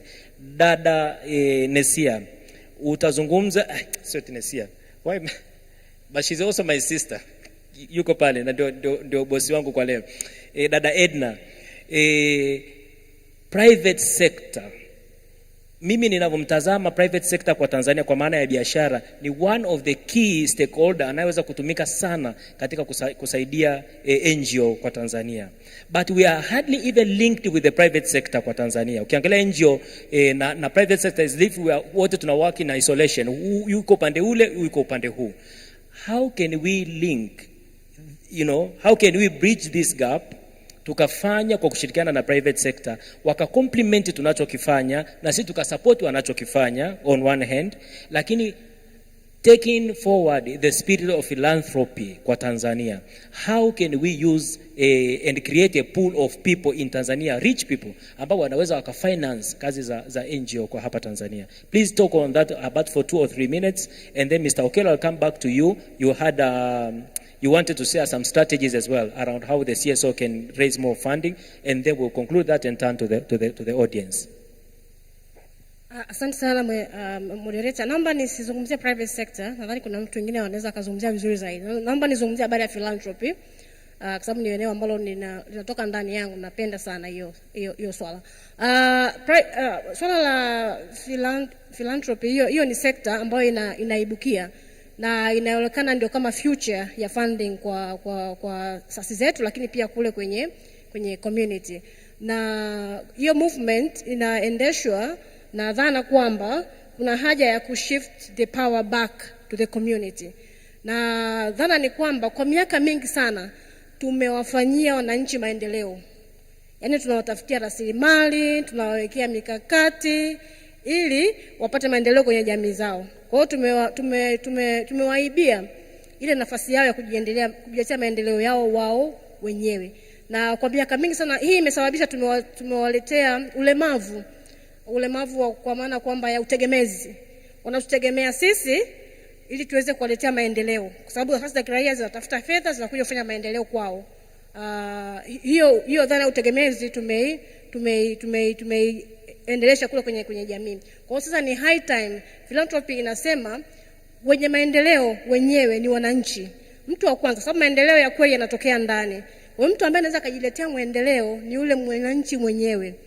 Kwa hiyo kazi ya asasi za kiraia sio kutafuta hela tu, inawezekana ni sehemu ndogo, lakini kazi kubwa ni kuempower yule mwananchi aweze kujiletea maendeleo yake yeye mwenyewe bila kutegemea mtu mwingine kwanza.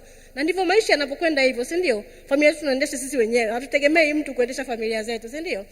Same applies to community development. Lazima wale wahusika wenyewe wahamasishwe, kama hawajahamasika wawezeshwe, wawe mobilized, wawe encouraged, wawe challenged, waweze kujiletea maendeleo yao wenyewe, kwa sababu resources pia wanazo kule kwenye community, kule kwenye community, hela zipo kule. Na hii swala la philanthropy inazungumzia namna gani ya kufanya kutafuta rasilimali kwenye vyanzo vile vya kule kwenye community. Maana rasilimali zipo. Nitakupa mfano mmoja. Kwa mfano nipata story au hali halisi iliyoko Pemba. Wapemba walioko nje ya Pemba ni wengi zaidi ya Wapemba walioko ndani ya Pemba. Na hawa ni watu wakubwa sana, wana mabiashara dunia nzima. Tunatumiaje hawa kama philanthropists walioko nje, kama diasporas, kuleta maendeleo ndani ya jamii zao husika? Wanahamasishwaje ili waweze pia kuchangia? Kwa hiyo tunao philanthropists kwenye community, lakini kuna philanthropists wengi wametapakaa dunia nzima. Tunawatumiaje katika kuleta maendeleo? Labda tu niishie hapa, lakini ni eneo ambalo ungeweza kulijadili siku nzima. Asante sana. Over to you, Mr. Okello. What strategies are you sharing from Uganda? Yes, thank you so much, Daniel, and it's so good listening to everyone on the panel here. I think I have a couple of recommendations. The first one, I would begin with my first main concern was the issue of the weak sustainability. I think NGOs should not wholly depend on donations only. Can the mindset shift and also start to focus on internally, how do they raise resources? Whether tomorrow all the donors pulled out of Tanzania or Uganda or Kenya, can they still survive? Because you see, they have beneficiaries whom they have already excited. And just imagine where it leaves them when tomorrow your NGO closes. So the first one would be, can NGOs start to pay attention to the members they have? you see, at times just out of formalities, because either the NGO coordination board has required either some formalities, then you have to just get members for the sake, and yet you need members who are coming to add relevance and value to the organization. You see, we have organizations that members cannot even pay subscription and membership fees. Then what kind of members are those? Because those are all funding opportunities. Can we start with the bare basic? That every NGO pay attention to the kind of members you're inviting to share the vision that you have. So first is, internally, have members who can contribute. First, their membership and subscription fees. But also, in addition to that, are there members who can contribute much more than only their amount? So if you have members who cannot even afford that, then you already have a problem. Now, the other bit, of course, I do not know about the Tanzanian laws. I'll find out more from my colleague, the registrar and the board chair, whether your laws allow income-generating activities, businesses for NGOs. Of course, the general rule is that an NGO is supposed to be non-profit making. But you see, the non-profit making must have exceptions also. Now, there should be exceptions that give you room to generate income that, of course, is not for your own private issues, but for the good of the organization, which, after clearing out everything you need, you can always plow it back into the organization.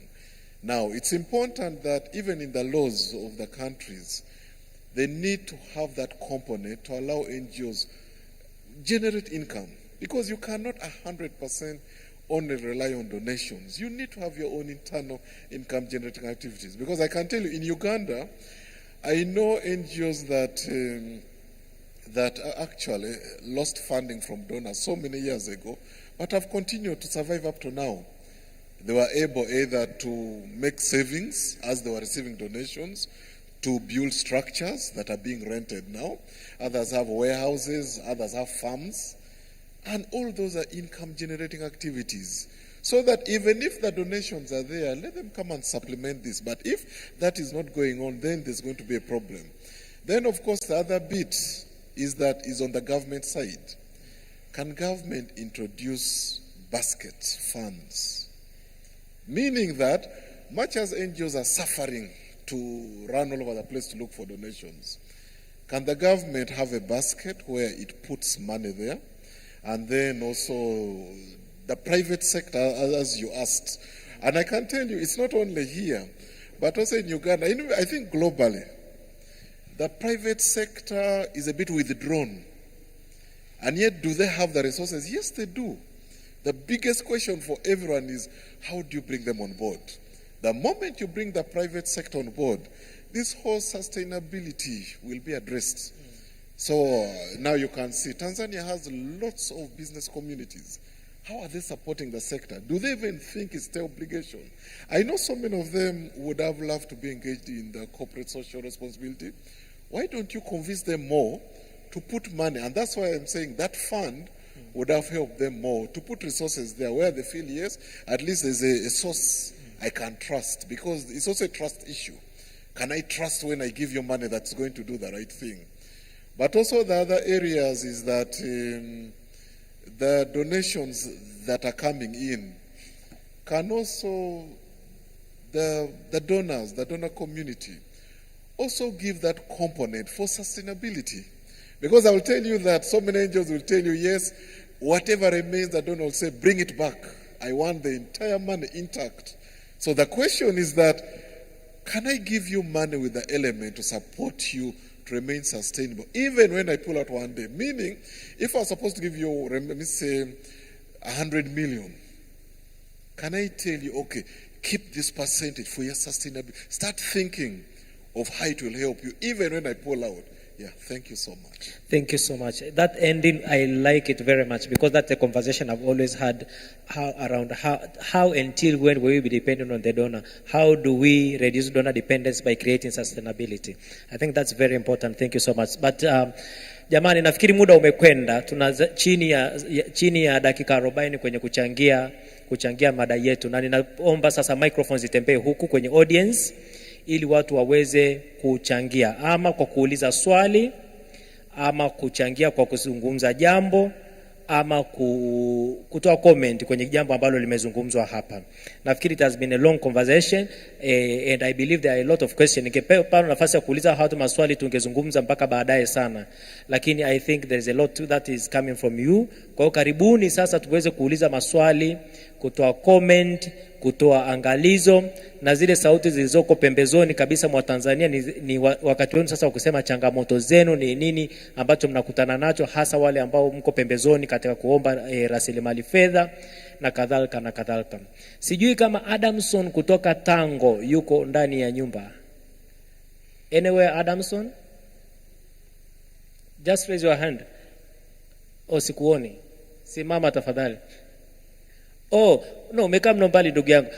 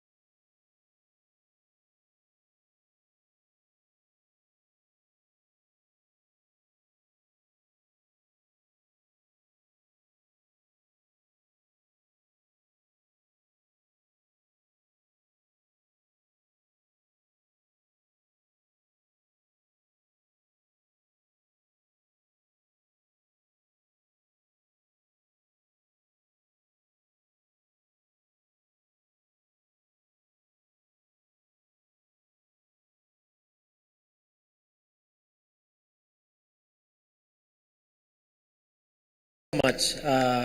Naomba mikono tunyanyue. Kuna mkono huko hapa kwa dada Ana, naomba apewe kipaza sauti. Kuna mama yuko pale nyuma pale mwenye mtandio mabegani.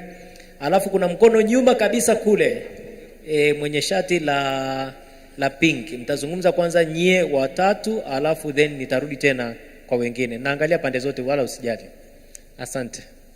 Yes, karibu dadana. Tafadhali labda sema jina lako tu na labda usimame watu wakuone pia leo. Usema jina lako na sema hoja yako kwa kweli kwa ufupi sana. Kwa dakika moja na nusu.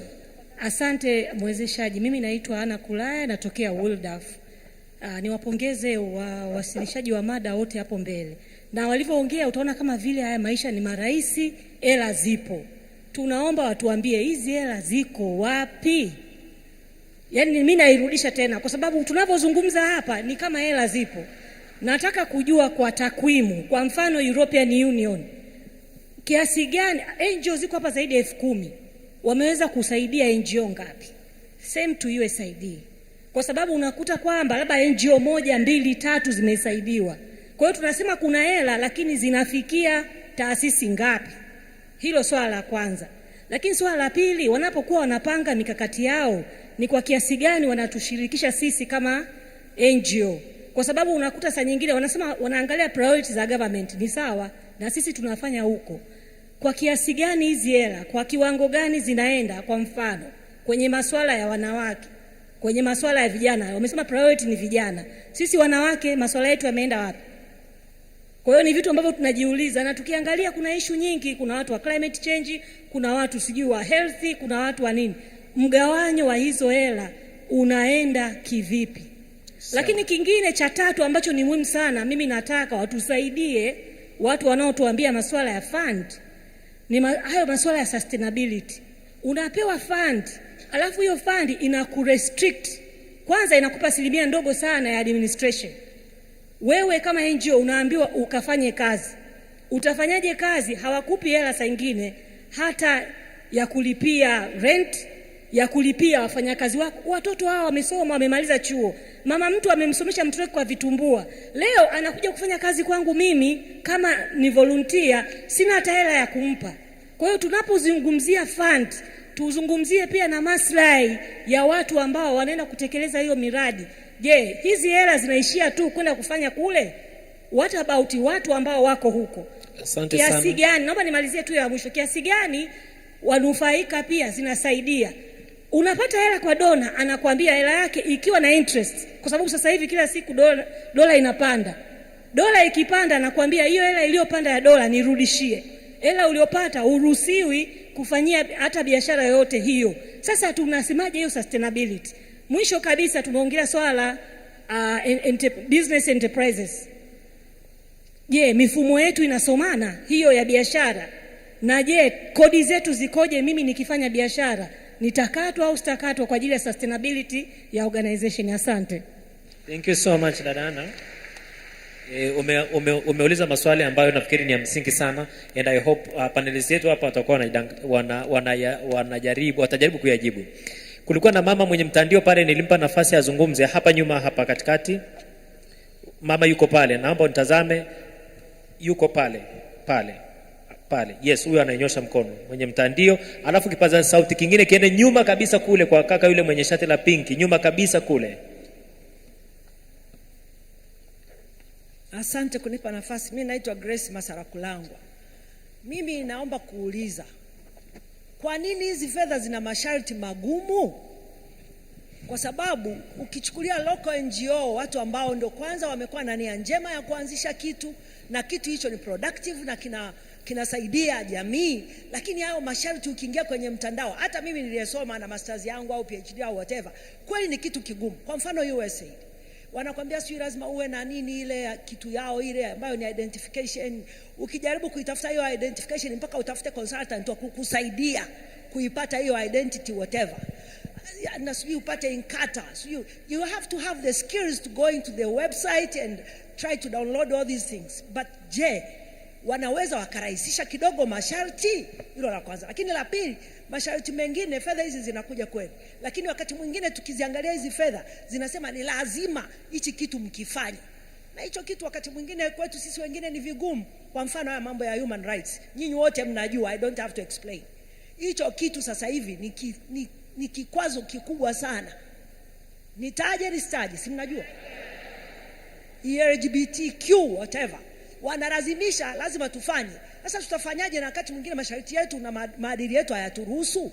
Naomba watusaidie kwenye haya mambo. Asante sana. Very good questions. Flexibility na requirement za kufanya vitu ambavyo NGO hasitaki kufanya. Niliomba kipaza sauti kingine kiende nyuma kule. Ningependa tu na vipaza sauti viwili vitembee kwa wakati mmoja ili tupunguze muda wa kupeleka kipaza sauti.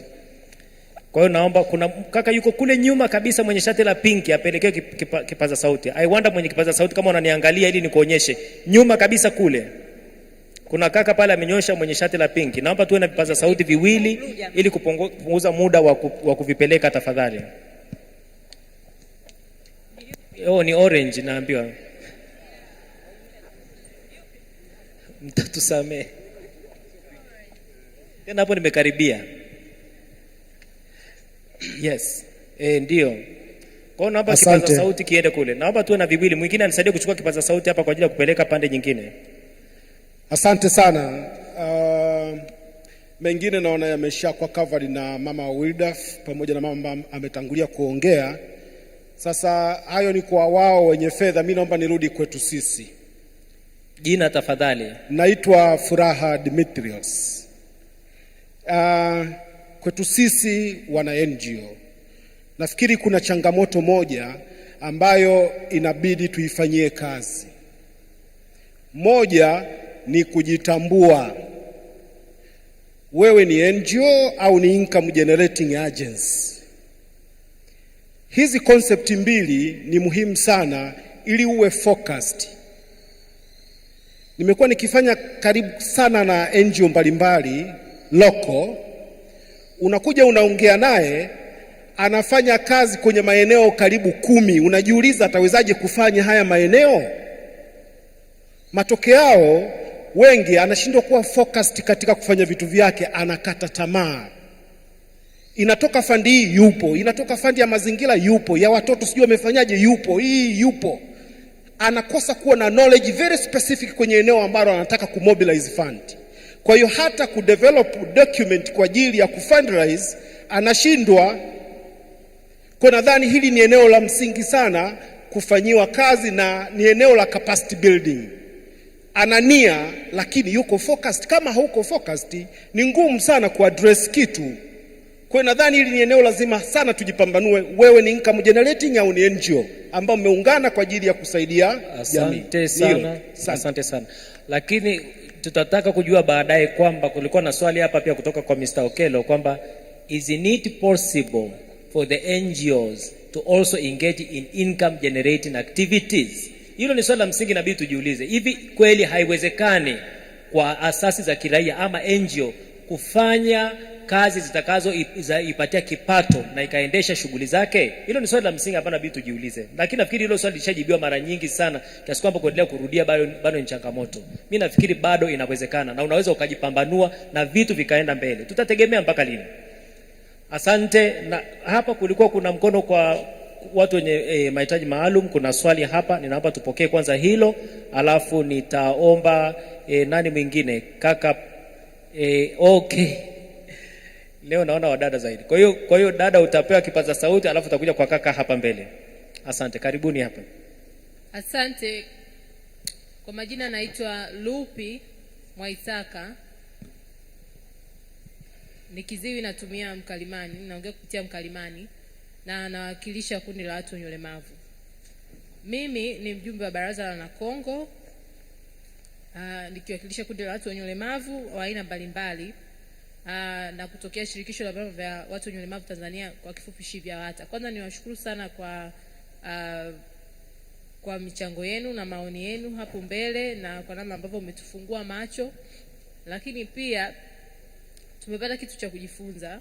Ila wakati huo nilikuwa na mambo machache ambayo ningetamani kuyasema hapa. Mara nyingi our donors wakati mwingine tunapoelekea kupata hizi funds, kutokana na conditions ambazo wanatuwekea kwa upande wetu sisi asasi ambazo bado ni changa, naweza kusema, au bado hazijakomaa, unakuta masharti mengine ni magumu na uwezo kutekeleza huo mradi pengine tunao. Na kama ambavyo unafahamu, vyama vya watu ulemavu havina ruzuku, vinajitegemea mara nyingi vyenyewe. Sasa kutokana na mabadiliko ya kidunia tunapaswa kufuata hayo matakwa hata kama huo uwezo hatuna. Wakati mwingine tunaambiwa ili uweze kupata hii fund ni vizuri organization yako iweze kuchangia 10% au 20%. Sasa ukiangalia uwezo huo wakati huo sina, na huo mradi na utaka ili niweze kutekeleza, ili jamii yangu iweze kufikiwa, lakini kutokana na hayo masharti tunapata changamoto. Kwa sababu kiukweli hata kama ukisema unategemea ada za wanachama, watu wenyewe ndio hao watu wenye ulemavu, hali zao ni duni.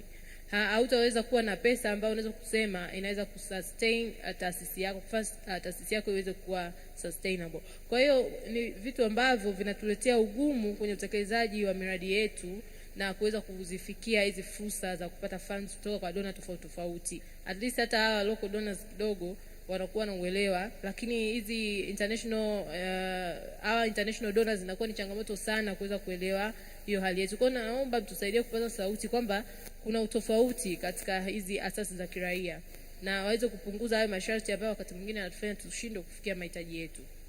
Asante sana. Na swali lingine dogo hapo, sio swali, actually ni comment. Sijui wakati mwingine huwa pia kuna mtindo ambao sasa hivi kwa mara nyingi sana ambao unatumika kwenye asasi tofauti kwamba tunapaswa kufanya hizi issues za finance kwa njia ya tehama. Kwa hiyo unakuta wakati mwingine uwezo wetu wa kuweza kufanya hayo mambo bado hatujakomaa, na unakuta tunalazimika wakati mwingine, na mnaona hata tunapoenda kwenye mikutano au seminar, malipo lazima afanyike kwenye system. Hii ni changamoto kwa taasisi ambazo bado hazijakomaa kiukweli kuweza kufanya hayo mambo. Kwa hiyo tunalazimika vikao vingine kuwalipa watu kwa njia ile ya zamani, lakini kiukweli inatupa changamoto, na wakati mwingine muangalie na makundi ambayo mnayahudumia. Unakuta kundi lingine unamwambia tunakulipa kwa mtandao, kwa hiyo inabidi usubiri pesa yako wiki moja, wiki mbili. Mtu anaweza akakuona kama nuksi vile, yani wewe mbona unanichelewesha kati mimi na mahitaji yangu na hapa napaswa kulipia labda malazi na vitu kama hivyo. Kwa hiyo mtu anakuwa hana uelewa dunia inataka nini. Kwa hiyo kuna elimu kubwa ambayo bado tunahitaji kupeana kwenye hizi asasi za kiraia ili tuweze kufika tunapotaka. Asante sana. Thank you so much. Nafikiri ameraise mambo makubwa mawili ambayo nafikiri ni muhimu sana na wote tumeyasikia. Sawa, naomba tuende kwa dada pale, and then baada ya hapo tutarudi kwa kaka hapa mbele hapa. And then pentaamia upande ule wa kule. Hivi kule kama kuna mtu yote anatoka kwenye shirika la vijana au shirika jipya au shirika kutoka pembezoni, sio Dar es Salaam, sio Mwanza, sio Arusha, sio Mbeya, anaweza akanyosha mkono pia tukamsikia. Lakini tuanze na huyu dada hapa. Asante sana kwa hii nafasi. Kwanza kabisa niwapongeze panelist wote. Mimi naitwa Nuru Malo, nafanya kazi na THRDC, mtandao wa tetezo haki za binadamu Tanzania. Nimesikia kwa dadangu kutoka USAID kwamba wao wanajitahidi sana angalau 25% ya funding wanaoitoa iende kwenye mashirika ambayo ni loko. Ni kweli kwamba sisi wote katika changamoto tulizojadili bado mashirika yetu madogo yana capacity ndogo, lakini vile vile ni ukweli usiopingika kwamba hakuna dona ambaye anapenda stress, lazima accountability iwepo.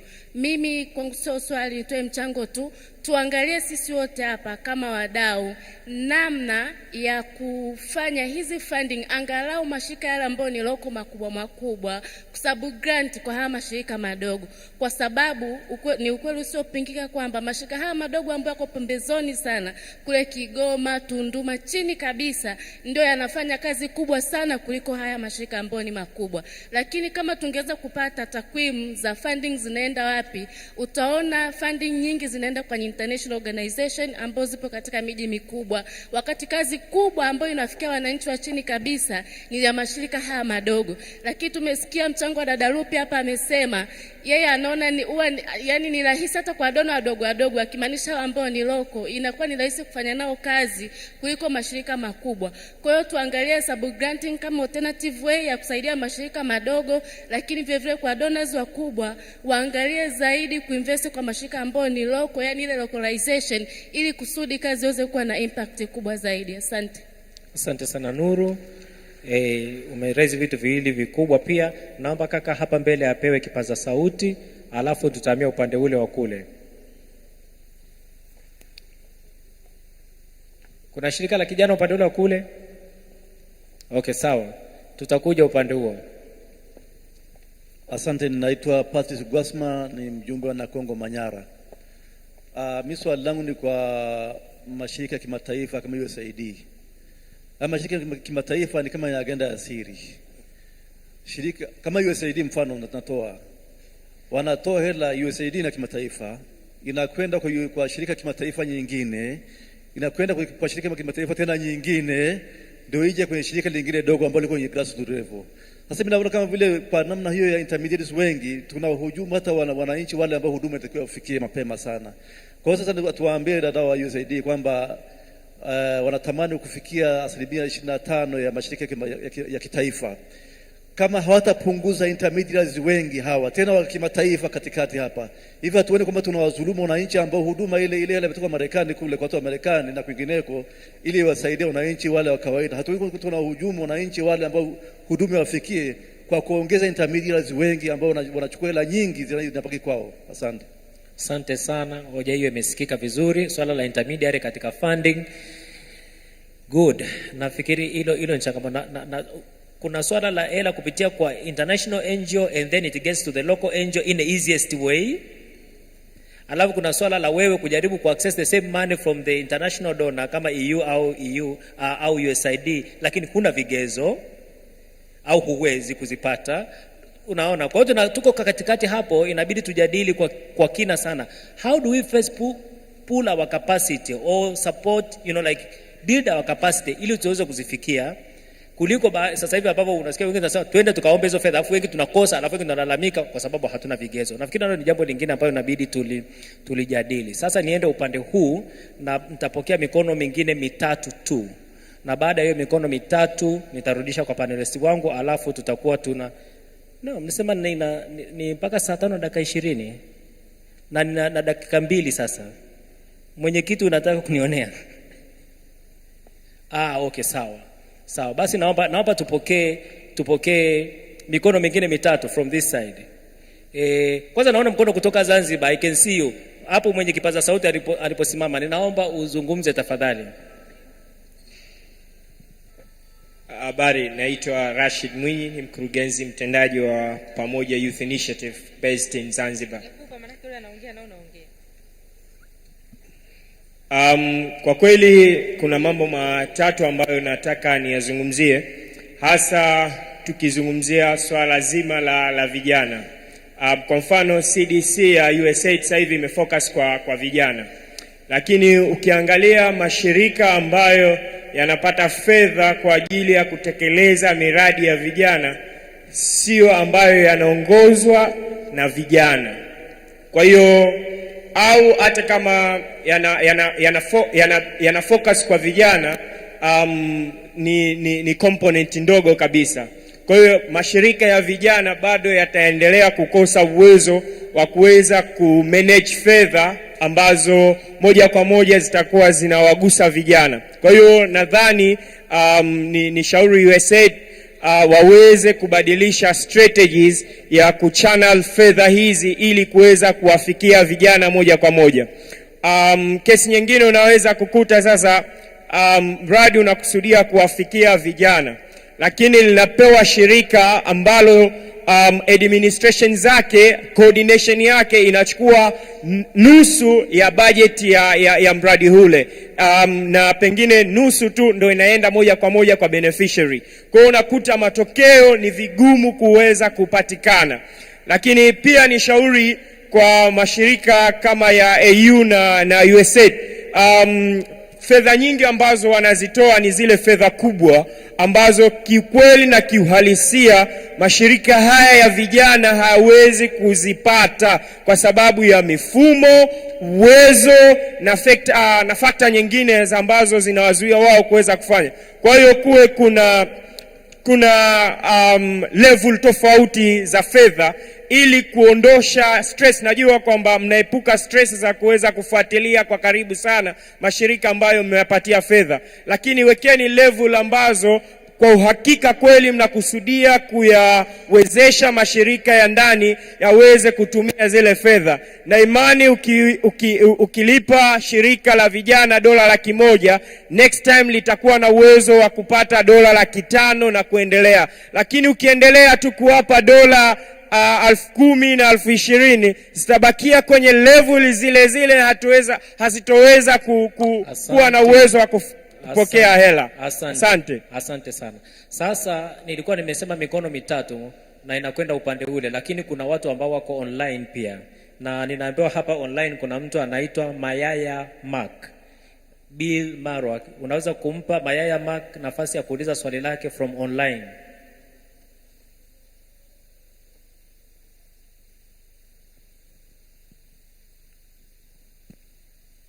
Hayuko tayari? Hello.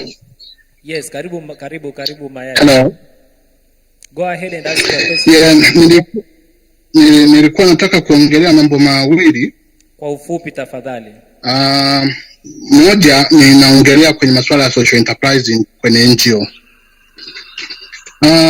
Nimekuwa ni mshauri kwa muda mrefu na fanya kazi na taasisi mbalimbali juu ya social enterprises na mambo mengine. Social enterprise na social entrepreneurship development ni kwamba hakuna njia sahihi ya kuendeleza mashirika bila kwenda kwenye social enterprising. Na nasema hivyo kwa sababu gani? Hatuwezi kukaa tunalia tunasubiri watu watufikirie waje na masharti yao ili taasisi tuziendeleze.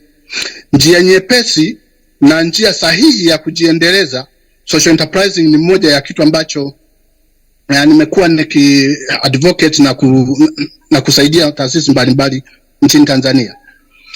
Na jambo jingine limezungumziwa juu ya localized funding. Ni sahihi kabisa kwamba imekuwa ni kama mchezo kwamba taasisi za kimataifa zinatengeneza namna ya kujilipa na kujirudishia fund zenyewe, lakini wakati huo huo taasisi ndogo ambazo ziko kwenye local levels zinasafa kwa benefit ya international NGOs. Jambo jingine ambalo ningependa kuzungumzia, nimezungumza juu ya localization pamoja na intermediary, kupunguza brokers au kuondoa kabisa. Jamii ina matatizo mengi na matatizo yanafahamika sana kwa local NGOs na sio international NGOs. Matokeo yake nini? Ni kwamba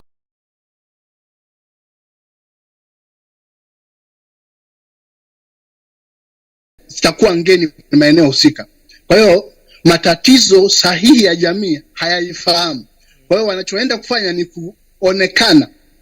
Saa nyingine wanapeleka vitu ambavyo jamii haijahitaji, yani sio priority yake. Najaribu kushauri ni kwenye international NGO ni kwamba zijaribu kuwekeza nguvu na muda, na saa nyingine yani small NGO hawezi kuqualify kama haujajengea uwezo. Ifike tu mahara tufanye ni kama ni partnership, lakini wakati huo huo ni funding, yani tufanye funder partner relationship. Funder partner relationship kwamba wakati huo ni funder lakini bado ni partner, maana yake wajengee uwezo ile taasisi ndogo ifike mahara ijisimamie. Yangu ni hayo. Nakushukuru sana. Thank you so much. Umeraise point 3. Sasa nachukua mkono mwingine wa mwisho, and then tutarudi kwa panelist hapa kwa dakika moja, and then tutasum up session yetu kwa sababu muda unakwenda na hatutaki kuchelewa kwenda kula chakula cha mchana. Sasa upande huu niliwanyima fursa kidogo. Kuna kijana hapo amenyoosha hapo katikati kwa muda mrefu sana. Hapana, sio wewe. Yes, huyo hapo. Pole. Najua hii mada ni nyeti kweli kweli na ina vitu vingi vya kujadili. Nafikiri sasa ifike hata ofisi ya msajili wao wanaandaa workshop specifically kwa ajili ya kubuild capacity ya local NGOs kwenye maeneo haya ambayo yameonekana ni ya changamoto. Nafikiri ni moja ya maazimio ambayo tunaweza tukataka nayo hapa. Msajili asiratibu tu, sasa aende na kutusaidia kwa kutupa skills na resources na tools that goza kusaidia kupata na rasilimali fedha. Nafikiri hiyo itakuwa azimio zuri kidogo baadaye. Yes, karibu utoe hoja yako kwa dakika 1.5. Asante. Kwa majina naitwa Nestor Mushi, ni balozi wa mazingira chini ya ofisi ya makamu wa rais, lakini pia mkurugenzi wa taasisi inaitwa Kilimanjaro Environmental Preservation, yani muhifadhi wa mazingira. Swali langu la kwanza linakuja kwetu sisi wenyewe taasisi. Kuna wakati mwingine taasisi hizi kubwa wanatutumia sisi, hasa sisi vijana, kazi zetu tunazofanya wanazipresent bila, na hiyo sijajua kama nyinyi mnaichukuliaje. Alafu kuna nyingine tuna compete kuomba ruzuku lakini hatupati. Sasa inatokea kwamba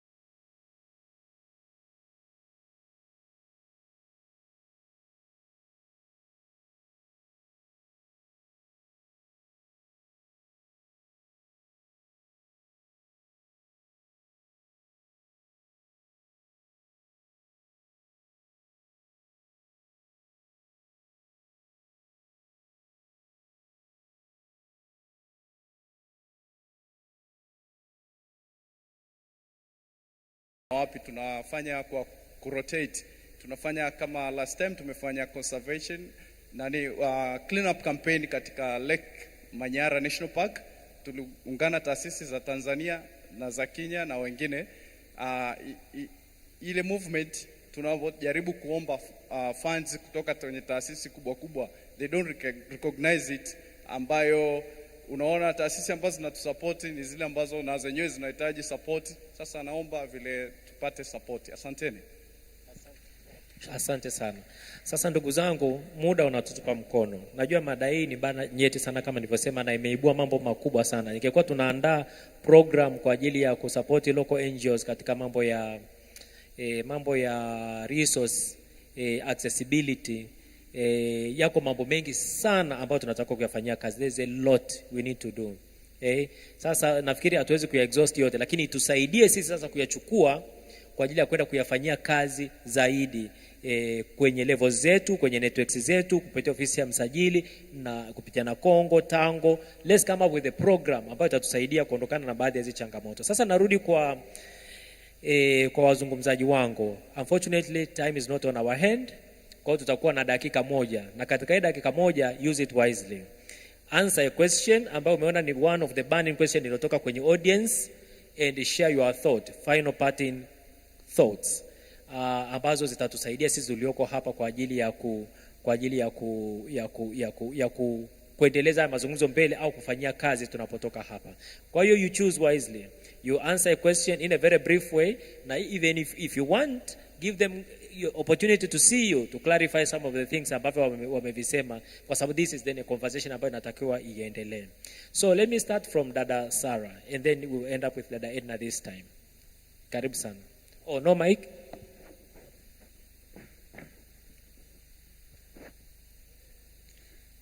Asante. Mimi ningeomba ni share experience ya internal funding ya organization zetu. Montessori Community of Tanzania is a membership organization. Tuna members zaidi ya 6,000 ambao wanalipa ile subscription fee. Na most of our programs ambao tunazidevelop kwenye organization yetu ziweze kumbenefit yule member ili kuweza kuongeza sustainability ya organization. Na hii imeweza kusaidia, it's almost 25 years now kwa organization yetu sisi, imetuwezesha kuweza kufikia watoto wengi Tanzania katika masuala ya elimu, more than 100,000, kwa sababu members wetu wamekuwa very active, na miradi ambayo inayofanyika ni kuweza kusaidia jamii wao kupitia our members wenyewe. Because like members, they are also helping implement our projects, so they benefit from us. Because internal sourcing funding is possible. Ni how to strategize, ni how to involve your beneficiaries, na how to show your impact to the community you are working with. Itakusaidia sana. Asante. Okay, asante sana. Sasa kuna maswali mengi ambayo yameelekezwa USAID na nimepewa dakika moja. Kiukweli sitaweza kuyajibu yote, lakini natoa uhuru kwa muda ambao nipo, ukiniona tutaweza kuongea niweze kufafanua zaidi. Lakini ushauri naoweza kutoa kwenu wote, jamani, ni kuweni visible, kuweni available and visible. Kwa sababu hawa donors na mimi mmoja wao, hatutaweza kujua mko wapi na mnafanya nini.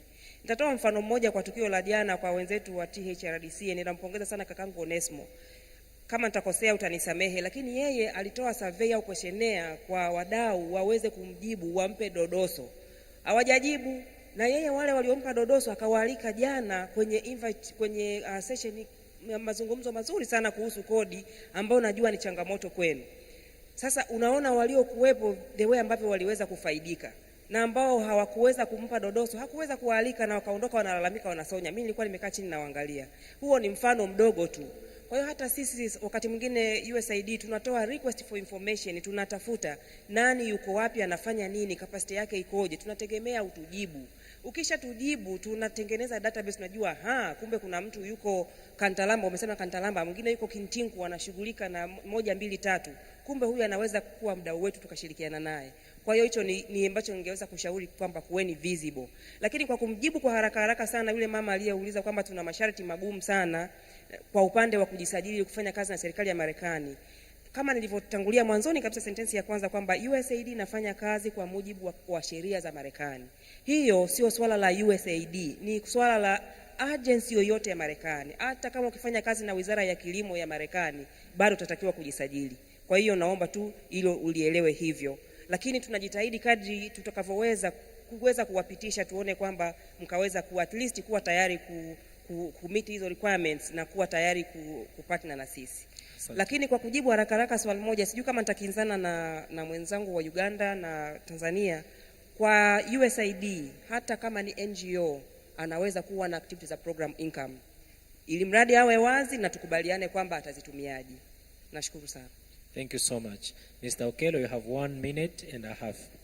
Yes, thank you. I'll use that 1 minute to just outline all the takeaways that are coming out here. The first one, of course, that is clear is the issue of sustainability, that everyone should pay attention to, that donor funds are not there forever.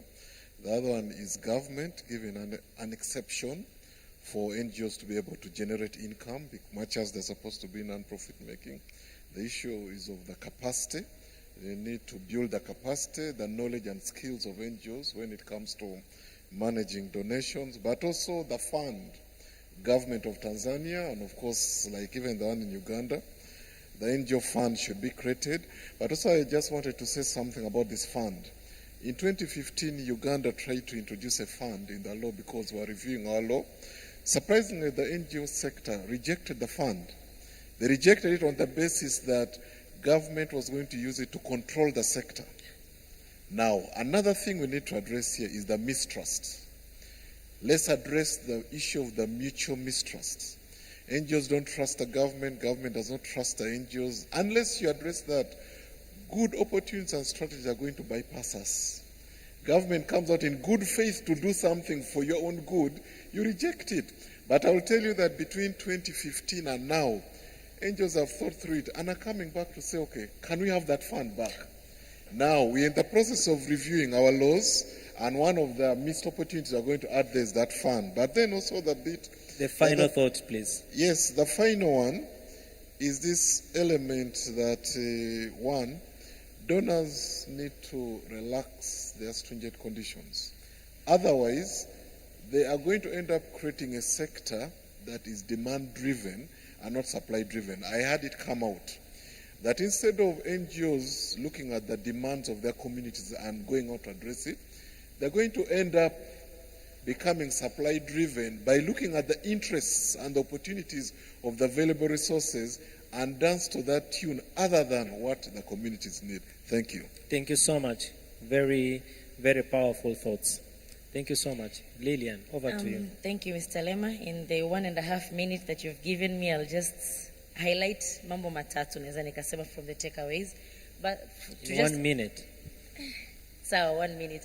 Okay, just to answer from the speaker who asked about the EAC, I hope tunaweza tukaonana baada ya this panel and I can learn more.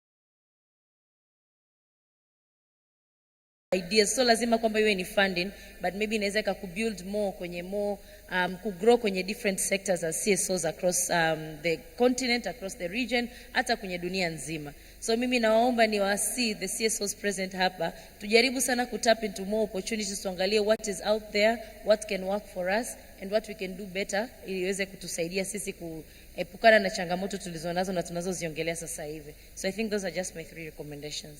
Asante sana. Thank you so much. Yes, Karina, please. Thank you.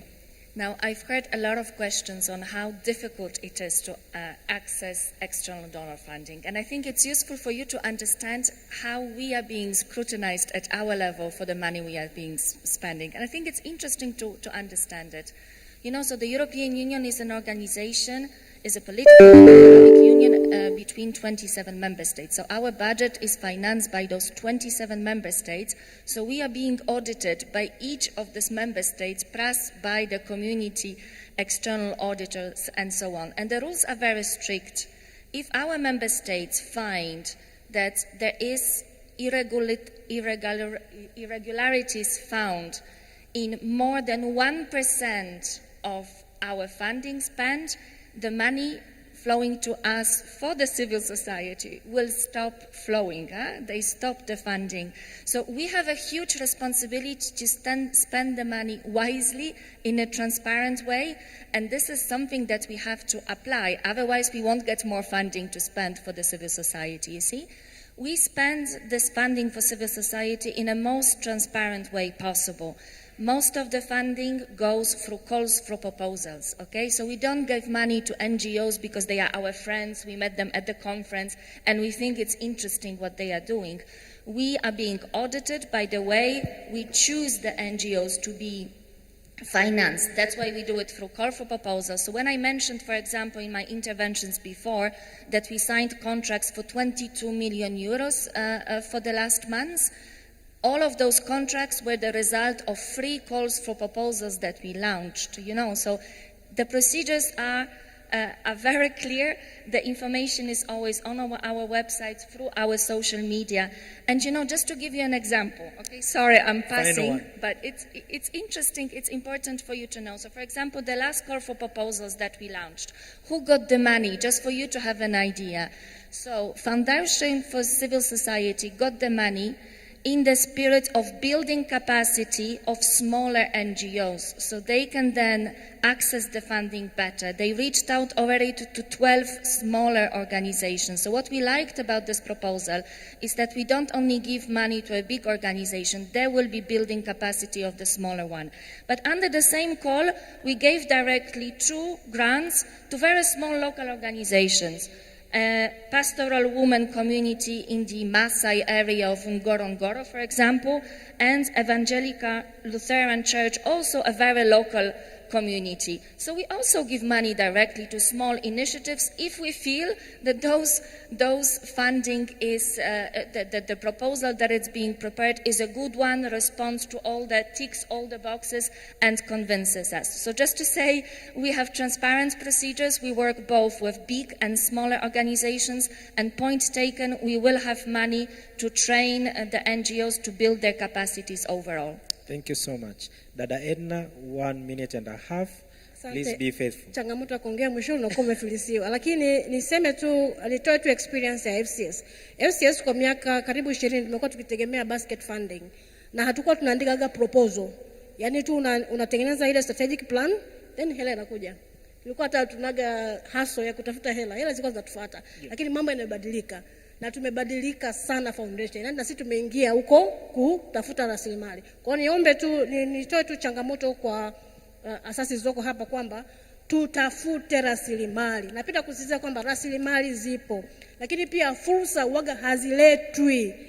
Yaani opportunity lazima uitafute, huaga haiji. Kwa hiyo kama alivyosema ndugu wangu Sara hapa kwamba tuwe aggressive katika kutafuta hizi rasilimali. Asanteni sana. Asante sana. Mimi nakushukuru sana. Kuna mtu hapa amesema ana jambo muhimu sana kuchangia, lakini kwa kweli tuko nje ya muda. Tutaomba ujaribu kulichomekea wakati mwingine wa kuchangia. Otherwise, kwanza naomba niwashukuru panelists wangu wote. Thank you so much for being here and very insightful conversation we've had here. Lakini pia niwashukuru wote ambao mmeshiriki kwa kuuliza maswali au kuchangia na kutuvumilia kwa sababu tumevuka muda kidogo. Mwenyekiti wangu unisamehe. No matter how unavyotucoach, lakini bado tu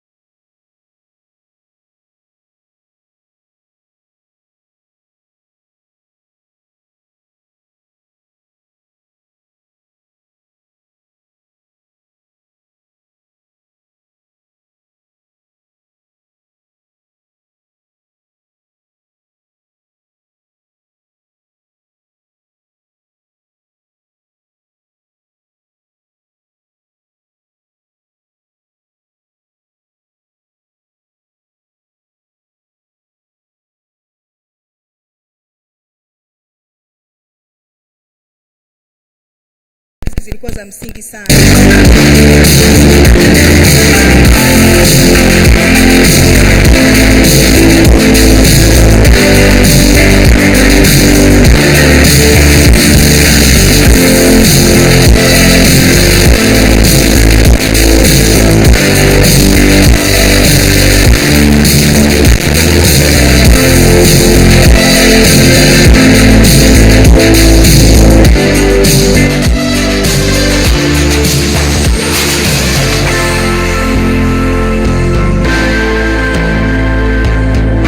Na washiriki wapate muda mrefu wa kuuliza maswali na maswali yao yaweze kujibiwa. Sasa tunaingia kwenye mada ya pili. Naomba niitaje mada ya pili. Mada ya pili inasema mfumo wa kisera na kisheria wa uratibu wa mashirika yasiyo ya kiserikali, fursa na changamoto. Mada hii imepewa saa moja kwa ajili ya wazungumzaji kuongea, lakini pia kwenye swala la maswali na majibu pia wamepewa lisali moja. Na baada ya hiyo mada inatakiwa tuende kwenye chakula cha mchana. Sasa chakula cha mchana tunatakiwa tuende kula saa 7:15. Kwa mtoa mada wa huyu ya pili anaitwa Mr. Deogratius Bwire. Wakati namtaja na kusoma wasifu wake, naomba asogee hapa mbele. Deo, karibu. Mr. Deogratius Bwire yeye ni practicing advocate with more than 8 years experience in legal, governance, constitutions, human rights.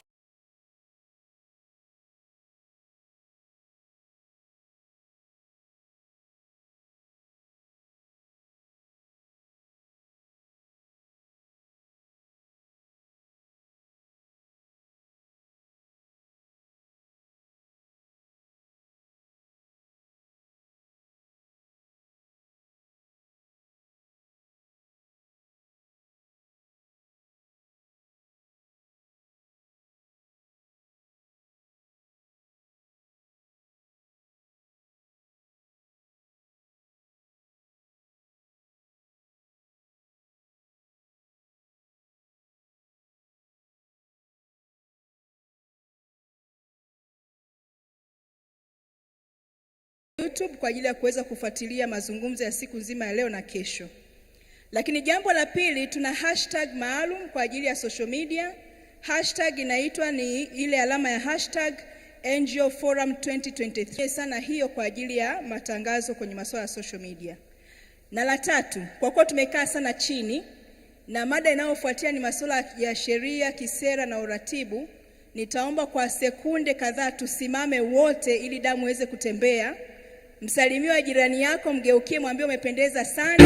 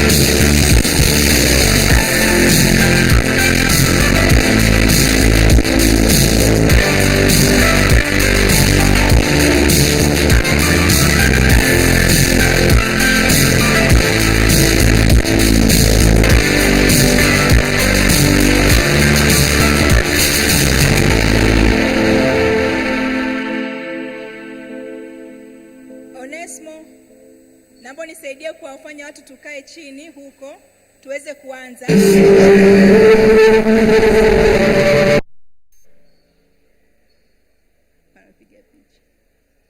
Sawa, basi nashukuru sana kwa nafasi hii ya kipekee. Sasa naomba nimkabidhi Deo Gratius Bwire. Naomba makofi kwake tena tafadhali kwa Deo. Makofi jamani, aridhishi. Nasikia hapa mbele, tunataka nisikie na kule nyuma. Makofi kwa Deo. Safi, Deo, karibu.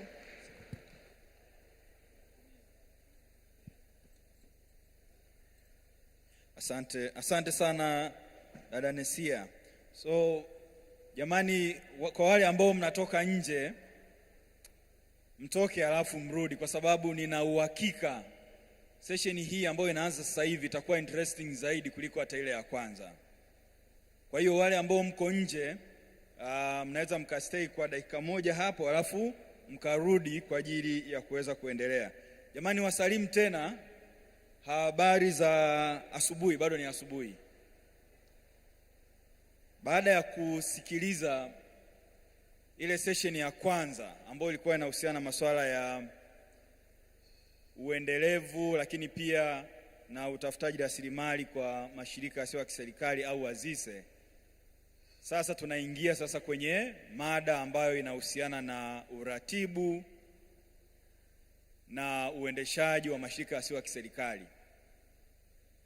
Uratibu na uendeshaji unahusisha zaidi sera na sheria au mazingira ya sera na sheria. Wakati mada ya kwanza inaendelea, kuna masuala mengi yaliibuka kuhusiana na sekta inavyoendeshwa, sera zilizopo, sheria zilizopo, kama ni wezeshi hususan kwenye uendelevu wa mashirika yasiyo ya kiserikali au asasi zisizo za kiserikali, azise kwa kifupi. Kwangu mimi naona kuna connection kubwa sana kati ya mada ya kwanza na mada hii ya sasa hivi tunayoanza ya sera pamoja na sheria. Kwa sababu ili wewe kama asasi ya kiraia au shirika lisilo la kiserikali uweze kufanya utafutaji wa rasilimali, uweze kufanya shughuli ambazo utaweza kupata hicho kipato cha kuendesha kazi zako, uweze kustawi, hata kuweza kuwa na hiyo capacity ya kuweza kuandika hiyo maandiko mradi na kadhalika, lazima kuwepo na sheria na sera ambazo zitakuwezesha kuweza kufanikisha hayo yote.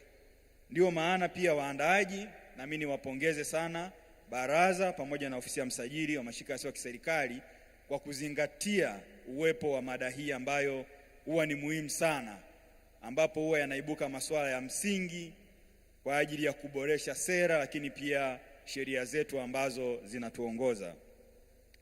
Sasa ukizungumzia sheria na sera, wasomi lakini wanasheria lakini wanafalsafa wamekuwa wakiangalia sana chimbuko la sheria pamoja na sera. Wanasema kwamba kimsingi sheria imeanza tangu binadamu anaingia duniani, anaumbwa. Kwa hiyo sheria ilianzishwa na Mungu mwenyewe tangu anaumba ulimwengu, lakini pia tangu anaumba binadamu wa kwanza. So waliwapa sheria zake ambazo walipaswa kuzizingatia ili waweze kuishi vizuri. Lakini pia alitoa angalizo na akatoa adhabu kwamba ikiwa hii sheria itakiukwa, basi kuna haya masuala yatokea. Na adhabu kubwa kabisa aliyotoa Mungu mwenyewe ni kufa. Mungu alisema, sasa kama umefanya hivi basi hakika utakufa.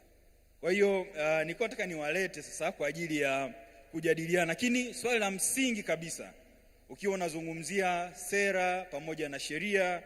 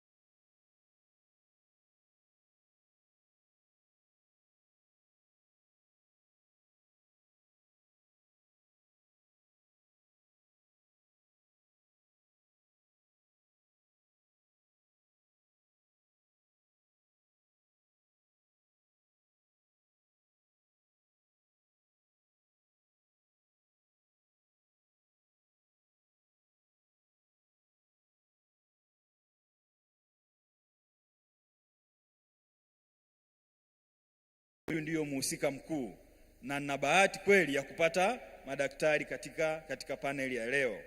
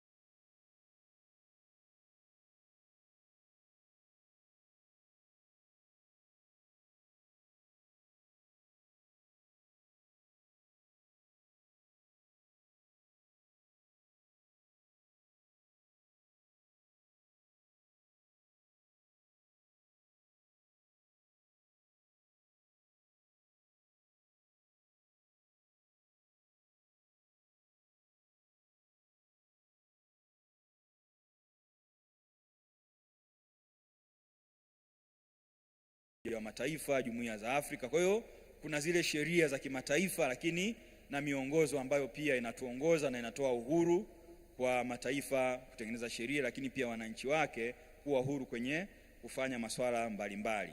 Sisi tunayo katiba ya Jamhuri ya Muungano wa Tanzania ambayo inatoa pia uhuru wa kukusanyika pamoja na kutengeneza jumuiya au taasisi. Taasisi zetu hizi au mashirika yetu yanatengenezwa kwa kuzingatia uhuru tuliopewa kwenye katiba ya Jamhuri ya Muungano wa Tanzania, lakini pia kuzingatia kanuni mbalimbali na sheria za kimataifa ambazo tuko nazo. Ukizungumzia sekta ya mashirika yasiyo ya kiserikali, unazungumzia sheria ambayo inasajili mashirika yasiyo ya kiserikali, lakini pia na sera ambayo inaongoza direction au vision ya sekta hii. Kwa hiyo unazungumzia sheria ya mwaka 2002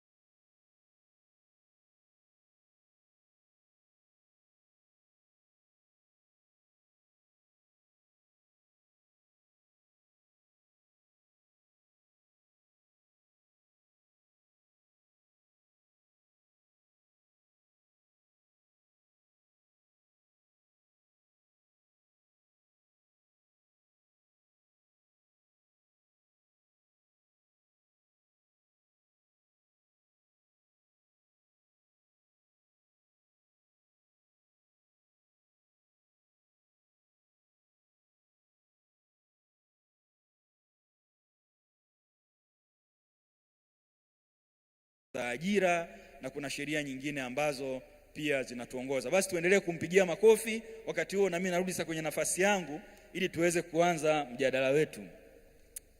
Wanajopo, karibuni sana. Mimi nimefurahi sana kuwa na nyinyi, na bahati nzuri tumekuwa tukiconnect kabla hata kukutana siku hii ya leo pamoja na wenzetu ambao wapo kule kwenye floor. Tunazungumzia mada ya sheria na sera ambazo zinaongoza mashirika yasiyo ya kiserikali au asasi zisizo za kiserikali. Tunaangalia ni namna gani ambavyo aidha zinaweza kutuletea changamoto au zinatuletea fursa ya ustawi wa mashirika yasiyo ya kiserikali, lakini pia hata kuongoza kazi zetu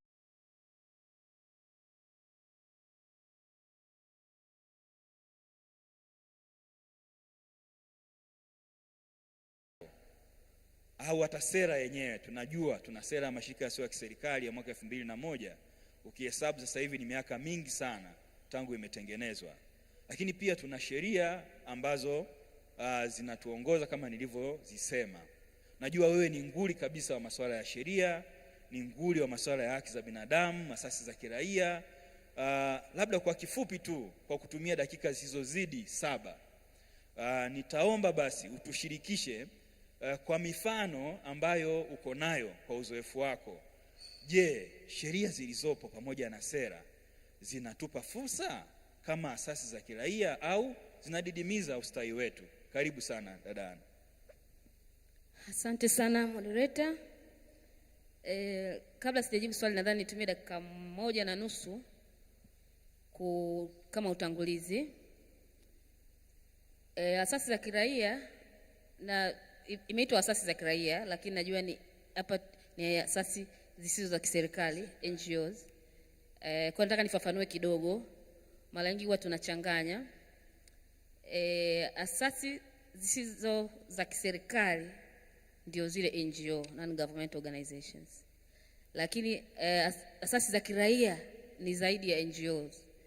Manake kuna taasisi za dini, kuna taasisi za ushirika, kuna taasisi za wanahabari na kadhalika na kadhalika. Kwa hiyo NGO anaweza kusema ni mtoto wa asasi za kiraia kwa ujumla. Ndio maana kuna azaki na azise. Huwa napendaga nifafanue hicho. Kwa hiyo ukisikia azise ni tofauti na azaki. Azaki ni civil society, lakini azise ni NGO.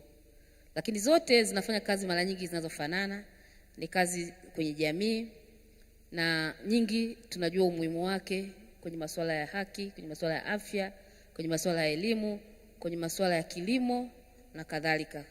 Kwa hiyo ni kazi za muhimu sana zinafanywa na hizi azise pamoja na azaki. Lakini kwenye maendeleo kuna taasisi 3 au niseme mihimili mitatu ambayo huwa inafanya kazi pamoja kwa ajili ya maendeleo. Muhimili wa kwanza ni serikali yenyewe, ndio maana tuna Wizara ya Maendeleo ya Jamii, ina jina refu lakini hiyo. Alafu kuna ya pili private sector au asasi za kibiashara, taasisi ambazo ni za biashara, private sector, hiyo ni ya pili. Sekta ya tatu ni sekta ya asasi za kiraia. Kwa hiyo ndio maana wataalamu wengine wanaitaga third sector. Sisi ni sekta ya tatu.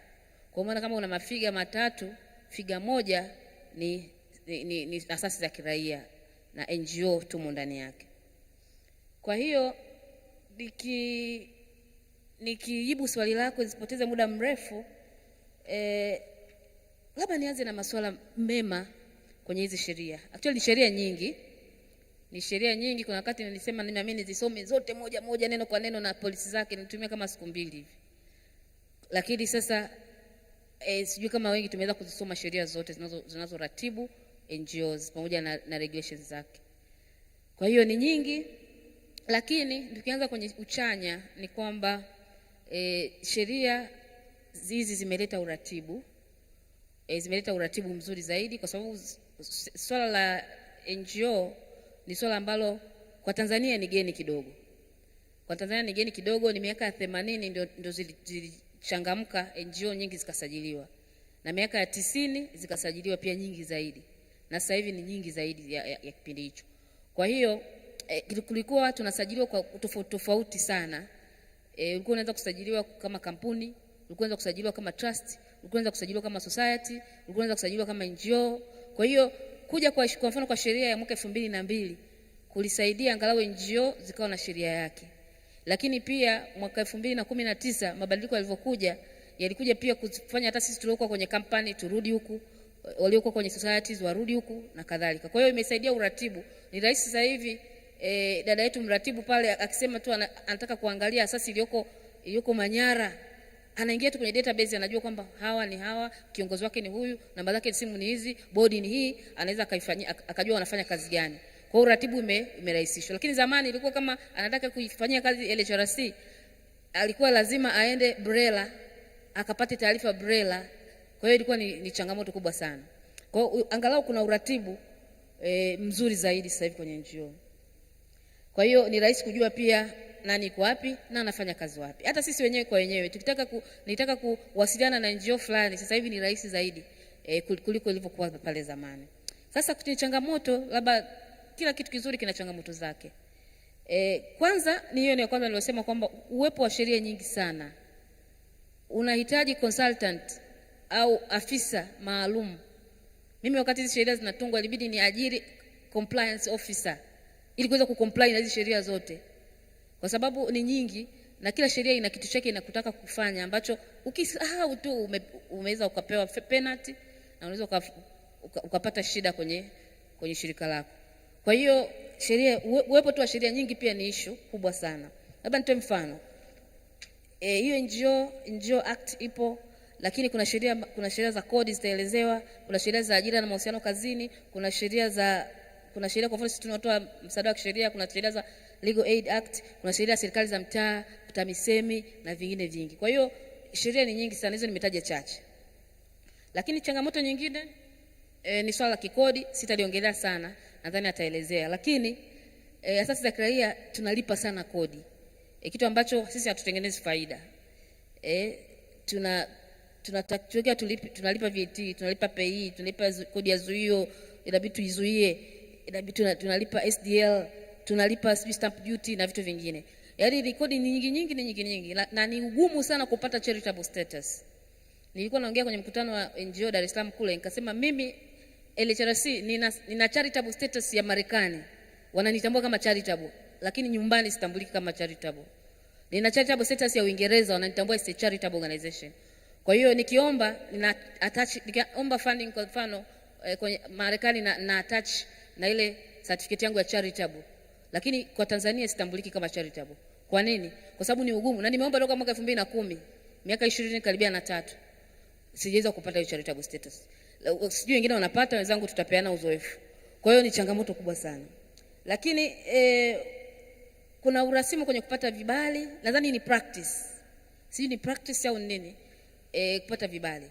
Lakini changamoto ni kwamba mimi nikishasajiliwa na msajili wangu pale dada Viki, maana kisa anajua ninafanya kazi zote vizuri. Kwa nini ninapotaka kwenda kutoa msaada wa kisheria lazima nikaombe kibali kwa registrar tofauti, registrar wa Legal Aid? Nikitaka kufanya utafiti lazima niende NBS, niende NIMRI, niende sijui wapi na TAMISEMI kupata vibali tena vingine. Nikitaka kufanya kitu fulani lazima tena kuna vibali vingine tofauti. Kwa hiyo ni changamoto kubwa sana tunaipata sisi. Nikitaka kupata taarifa fulani lazima niende kwenye wizara nyingine. Kwa hiyo asante. Naomba tuishie hapo kwanza. Labda nimalizie cha mwisho. Hapo nitakupa nafasi tena baadaye kidogo. Nataka nigusie hapo sasa ulipoishia. Sawa. Kwenye swala la kanuni pamoja na miongozo ambayo iko mingi sana, ambayo kwa namna moja au nyingine inaweza kufanya mashirika yasiyo ya kiserikali yasiweze kuwa na ufanisi sana katika kazi zao. Na hapa ningependa kuzungumzia masuala ya uratibu wa vibali vya ufanyaji wa miradi katika wilaya lakini na mikoa yetu huko tunapofanya. Tunafahamu kwamba mashirika yasiyo ya kiserikali yanawajibika katika ngazi tofauti. Tuna uwajibikaji kwa wafadhili wetu, kuna uwajibikaji kwa wananchi, kuna uwajibikaji kwa serikali. Sasa uwajibikaji wa namna hii yote unategemeana na timelines, yani kuna muda ambao mnakuwa mmewekewa kwa ajili ya kuhakikisha kwamba mmeendana na matakwa ya uwajibikaji kwa wote hao. Swala la vibali kwa mashirika yanayotekeleza miradi huko kwa jamii vinavyotakiwa vitoke TAMISEMI imekuwa ni kizungumkuti. Tunaye mratibu wa dawati hapa. Sasa ukisoma hiyo mwongozo, lakini pia na viambatanisho vinavyohitajika, si chini ya 7 vinavyoambatana na ile barua ya kuomba kibali, ambapo vingeweza kupatikana kirahisi sana kwa wizara nyingine. Kwa mfano, kama viambatanisho vingi vinaweza kupatikana kwa Wizara ya Maendeleo ya Jamii kwa msajili wa mashirika yasiyo ya kiserikali. Sasa TAMISEMI mmejiandaa vipi katika kuhakikisha kwamba ufanisi unapatikana wa upatikanaji wa vibali kwa wakati, bila kuzingatia haya masuala ya kuweka mlolongo mrefu na viambatanisho virefu vingi kwa mashirika yasiyo ya kiserikali kwa ajili ya utekelezaji wa miradi kule kwa wananchi? Karibu sana Dr. Metusela, una dakika 7.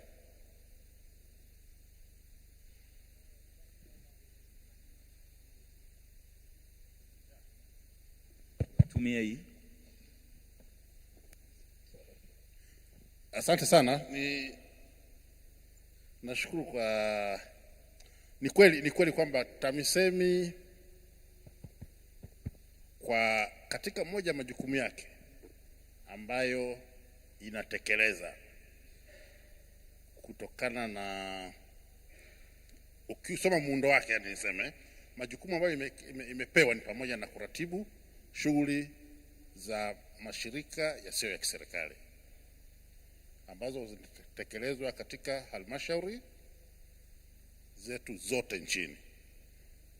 Swala la vibali limekuwa likileta shida fulani ambayo of course sio halileti afya sana. Mheshimiwa amesema kwamba kuna ngapi? 7. Mimi nadhani idadi sio shida sana. Tatizo ni namna ambavyo labda vinapatikana. Labda ningependa niseme, nitoe solution baada ya kuzunguka sana. Hivyo vibali kama vinaweza vikapatikana ofisi ya msajili, mimi kesho nikihakikishwa kwamba mimi nina akaunti ya NIS, niseme kwanza, kama nitahakikishwa kwamba ninaweza kuaccess kuona hizo information zilizopo kwenye NIS kuhusiana na mashirika ambayo yanakuja kwetu, mimi sina shida ya viambatisho hivyo vyote 7, kwa sababu mimi nitaviona, nikihitaji kuviona nitaona. Nikitaka kwamba nataka nione shirika X, je, limeandikishwa, nitaona cheti chake, nitaona katiba, nitaona kila kitu ambacho kinahitajika. Lakini shida ambayo ipo ni kwamba mimi sina access ya kwenda kwenye kufikia huko. Lakini kesho kama mimi nitaambiwa kwamba umefunguliwa kuona hizo information hizo 7, sina tatizo la kuhitaji hivyo. Kwanza itanipunguzia makaratasi, paperwork ambazo mnanikusanyia, haina tatizo. Hilo ndio ninaweza kusema. Lakini kimsingi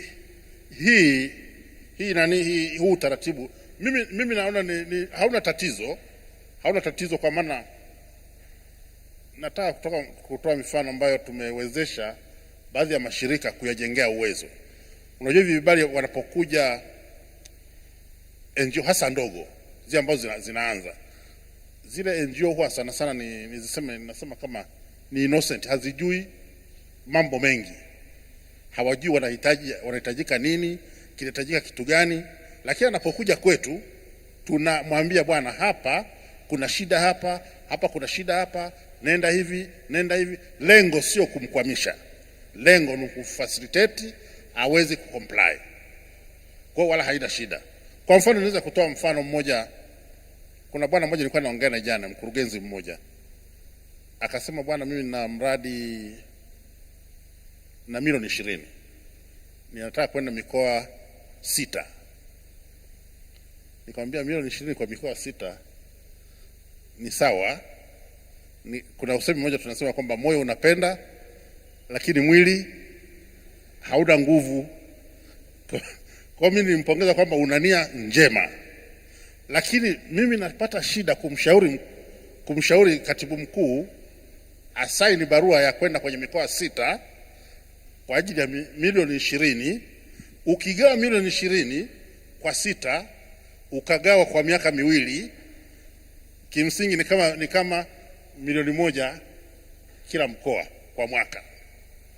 Sasa huyu mtu nitakuwa sijamsaidia mimi anayepita kwangu. Kwa hiyo ilibidi tukae naye nimwambie, bwana, nia ni njema, punguza eneo. Hiyo milioni 20 ukipeleka kwenye halmashauri moja itakuwa na impact kubwa kuliko ukienda mikoa 6. Kwa hiyo mwisho wa siku tulivyokuwa tumemaliza kuongea, huyu bwana alifurahi sana na akanipongeza sana, akasema kwa kweli umenipa kitu ambacho unajua nilikuwa nafikiria, kwa sababu nina usajili wa mikoa yote, then nikichukua mikoa 6 ili nipate ingalau ripoti ya kuandika. Nikamwambia no, halmashauri moja inakutosha. Lakini kuna watu wengine ambao ni kweli kabisa wana fedha lakini hawako well informed. Nitatoa mfano mmoja wa bwana mkurugenzi mmoja ambaye alikuja kwetu, tukamwambia bwana wewe, akasema na bilioni kama 4 plus anaenda nchi nzima. Tukamwambia haina tatizo, lakini kwenye mchangano wake wa shughuli za kufanya anakinzana na ile sheria tunaita ni Microfinance Act. Anaenda vile vile kufanya mambo ya ukopeshaji wa pesa. Tukamwambia samahani, hapa ukienda kutekeleza hiki na umepita kwetu tutakuwa hatujakusaidia. Tukamwambia bwana, hebu nenda angalia namna ambavyo utatekeleza hili jukumu hili. Juzi nimeongea naye, anasema nimetoka BRELA, nimesajiliwa. Kwa hiyo sasa ninaweza nikatekeleza shughuli za NGO na nikatekeleza shughuli ya kukopesha kwa kutumia ile taasisi nyingine. Kwa hiyo mimi kwa upande wangu mimi naona hii shughuli ya uratibu tunawajengea baadhi ya NGO, hasa zile ndogo ndogo ambazo hazina uelewa wa mambo fulani. Wanapopita kwenye hii channel tunawajengea uwezo, wanapata wana comply, kunakuwa hakuna shida, badala ya kumwacha aende. Lakini vile vile labda nimalizie kitu kimoja hapa. Mwaka jana ilikuwa mwaka juzi, nilisema kwenye msafara wa mamba Kenge, yani mle ndani kuna shida. Mna nia njema sana, mna kazi nzuri sana ambazo mnazitekeleza kwenye mamlaka za serikali za mitaa. Tunapopita kule tunaona vitu vizuri ambavyo mnavitekeleza. Mwezi uliopita tulikuwa Morogoro. Inawezekana baadhi ya watu wa Morogoro wako hapa. Tumeona vitu ambavyo ni vikubwa sana ambavyo mmesaidia halmashauri kutekeleza. Tuliona mabweni ya taasisi moja imejenga hostels kwa wachungaji kule, kwa wachungaji wa ng'ombe, familia za wachungaji, ili watoto wa shule waweze kukaa bila matatizo na vitu vingine vingi. Lakini mimi nakumbuka kuna bwana mmoja alikuja mwanzoni mwa mwaka huu ofisini, akasema mimi tafadhali, mimi ni mwathirika wa virusi vya ukimwi na ni kijana. Akasema nina shida ya kuzuia hili tatizo kwa wanafunzi hasa wa sekondari. Kwa hiyo nilichopanga mimi nipeleke huu ujumbe kwa wanafunzi. Nikamwambia ni wazo zuri. Nikamwambia una budget ya shilingi ngapi? Anasema unajua wale donors wangu hawataki ni disclose hizi information. Nikamwambia unataka kufanyaje, approach unayotumia? Anasema mimi kila Ijumaa nitakuwa nawachukua wanafunzi wa shule kadhaa, ninawapeleka kwenye hosteli fulani, tunakaa huko all over the weekend. Halafu weekend ikiisha Jumapili nawarudisha kwenye mashule yao. Nikamwambia nipe budget yako ya nani. Nikamwambia walimu nadhani hatuna haja ya walimu. Dr. Masanja, nashukuru, unaweza ukaishia hapo. Naomba nimalize. Unaweza ukaishia. Nitakurudia tena baadaye kidogo, nitakupa nafasi.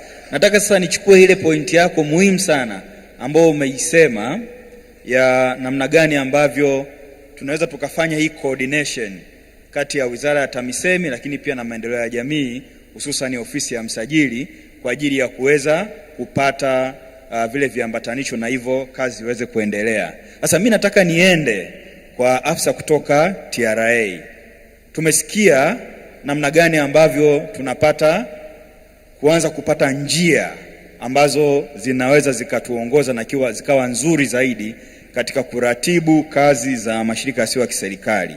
Jana wakati tupo kwenye ile session ya THRDC ya masuala ya kodi, tulisikia masuala kadha wa kadha. Kwa mfano, tukasikia kwamba asasi mashirika yasiyo ya kiserikali yanachangia kwa kiasi kikubwa sana pato la nchi.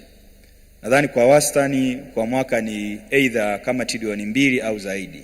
Lakini tukazungumzia masuala ya namna ambavyo mashirika yasiyo ya kiserikali yanavyowajibika kulipa kodi. Ukisoma kwa mfano ule utafiti mdogo ambao umefanywa na THRDC, kuna masuala mengi pale ambayo yameibuka. Jambo kubwa sana ambalo linaweza likawa la kwanza ni namna gani ambavyo zipo sheria ambazo zipo kwa ajili ya kutoa directives kama sheria kwa mashirika yasiyo ya kiserikali. Yaani mashirika yasiyo ya kiserikali ambayo ni not for profit yamekuwa grouped na yaani taasisi nyingine zote including hata wafanyabiashara kuhusiana na masuala ya kodi. Ndio maana tunakuwa tuna ile sheria ambayo ni uniform kwa wote. Sasa ukiangalia sheria ni kipengele nadhani kimoja tu kinachoelezea nafuu ya kodi kwa mashirika yasiyo ya kiserikali, na yenyewe nafuu hiyo sio automatic.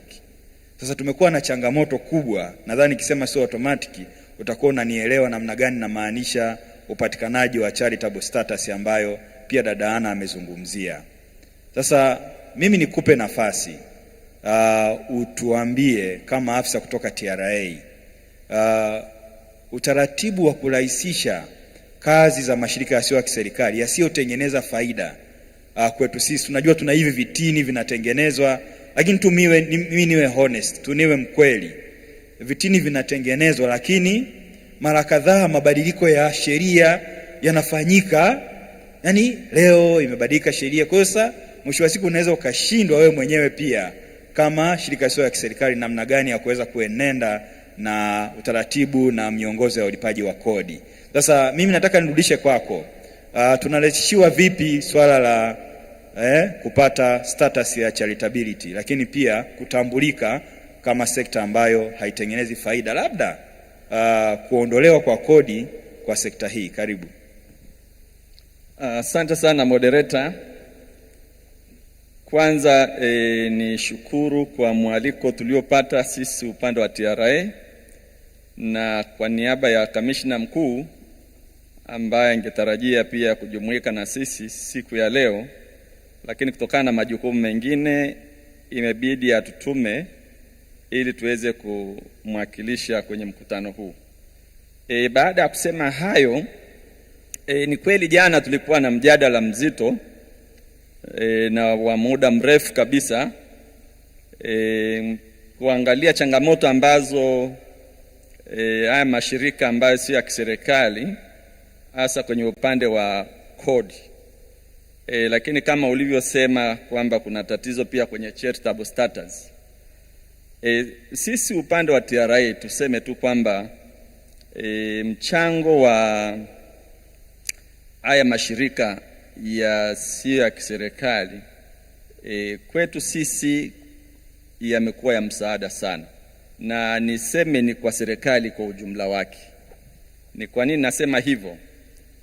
Sisi sote ni mashuhuda kwamba toka mwaka 2019 tulipoanza kufanya vikao vya mara kwa mara baina ya nyie na sisi TRA, na hasa tukisaidiana sana na hili shirika la THRDC. Nadhani changamoto baadhi kama sio zote tumeweza kuzifanyia kazi, na tuliweza kutengeneza hata kajarida katuweza kutusaidia kutuelekeza sisi kama wana CSOs, lakini tukizungumza zaidi mashirika ambayo sio ya kiserikali, NGOs, wajibu wao na haki zao ni zipi. Kiuhalisia, swala la sheria, nianze kwenye upande huo, sheria na sera. Sisi kama TRA sio tunaotengeneza sheria. Mtakubaliana na sisi kwamba sisi ni wasimamizi wa sheria. Sasa sheria mpaka iwe sheria inapita mchakato, na jana tulikuwa na mwakilishi wa mgeni rasmi ambaye alikuwa ni mkurugenzi ni kamishna wa uratibu wa sera na utafiti pale Wizara ya Fedha. Na kabla hapo nilikuwa nimeshauri pia kwamba nyie kama mashirika ambayo sio ya kiserikali, mnalo jukwaa kubwa ambalo mngeweza mkashauri serikali namna nzuri ya uendeshaji wa haya mashirika yenu. Na nikasema kwamba, na yeye alithibitisha pale kwamba kipo kikosi kazi ambacho huwa kinapokea taarifa mbalimbali kutoka kwa wadau mbalimbali ikiwemo TRA pamoja na taasisi za serikali. Na hiki kikosi kazi huwa kinaanzaga shughuli zake kupokea maoni kuanzia mwezi Disemba kila mwaka hadi mwezi Februari kama sijakosea, ambapo kinapokea maoni, changamoto kutoka katika kila sekta, ambapo baada ya kuzipata huwa wanazichakata. Sasa yale maoni na mapendekezo ambayo yana mashiko huwa wanayabeba kupeleka bungeni, na hapo ndio watengenezaji wa sheria ambao ni wabunge wetu, ndio sheria inakuwa imekamilika katika mchakato. Kwa hiyo sisi kama TRA niseme tu kwamba tukishapata sheria sisi tunasimamia. Hilo ni moja. Kwa hiyo niseme kwamba tutumie fursa tulionayo tuweze kuwajibika kutoa maoni yetu, changamoto, ili idara inayohusika ambayo ni serikali, na hapa nazungumza habari ya hazina kwa sababu sisi tunakuwa regulated na Wizara ya Fedha, basi hayo mnayoyataka nyie yaweze kuwekwa kisheria. Lakini so far kwa sheria tulizonazo, manake hilo tunapozungumza sera na sheria kuwa ni moja wapo ya changamoto, niseme tu kwamba wakati tunaendelea kufikiria hilo, sheria tulizonazo bado kama kwa mtazamo wangu, na jana nilijaribu kusimamisha baadhi ya wahasibu ambao wanafanya kazi ya ukaguzi katika biashara na shughuli mbalimbali za uendeshaji wa shughuli hata ambazo sio za kibiashara, kwamba ni vema tukatambua kwamba uandaaji wa hizi documents zenu ni jambo moja la msingi sana, na hili tumekuwa tukilisema mara kwa mara kwamba NGOs tunaona kwamba kweli ni mawakala, kama ambavyo THRDC alikuja na hilo neno la kwamba NGOs ni mawakala wa serikali katika kukusanya kodi. Na sisi tunasema si tu mawakala, ni wadau wa maendeleo, na serikali inatambua hilo kwamba nyie kuwafikia wananchi katika kuwaletea maendeleo mahala pale ambapo wao hawajafika. Na hata mada iliyotangulia hapa tumeona kwamba mashirika haya yanafika mpaka pembezoni mwa nchi. Sasa ili uweze kusamehewa kodi ni lazima pafanyike mchujo. Kama ambavyo wanafunzi wanaweza wakaanza 100 standard 1, lakini kuingia standard 2 lazima hawezi kuingia 100. Asante. Ili kuweza kusamehewa kodi ni lazima ufanyike mchujo. Ninashukuru. Tuishie hapo kwanza, alafu tutakurudia. Wakati unazungumza mada ya kwanza, alikuwa anazungumza msajili wa mashirika yasiyo ya kiserikali wa Uganda. Nadhani kuna swali aliliuliza ambalo pia lina connect na kitu ambacho afisa wa TRA anakizungumza kwamba ili kuweza kusamehewa masuala ya kodi, tafsiri yake ni kwamba kisheria kumbe asasi hizo za kiserikali zinaweza zikafanya shughuli za kujipatia kipato. Sasa hapa tunaye dada Brenda kutoka CCBRT ambapo ni asasi ya kiraia, ni shirika lisilo la kiserikali.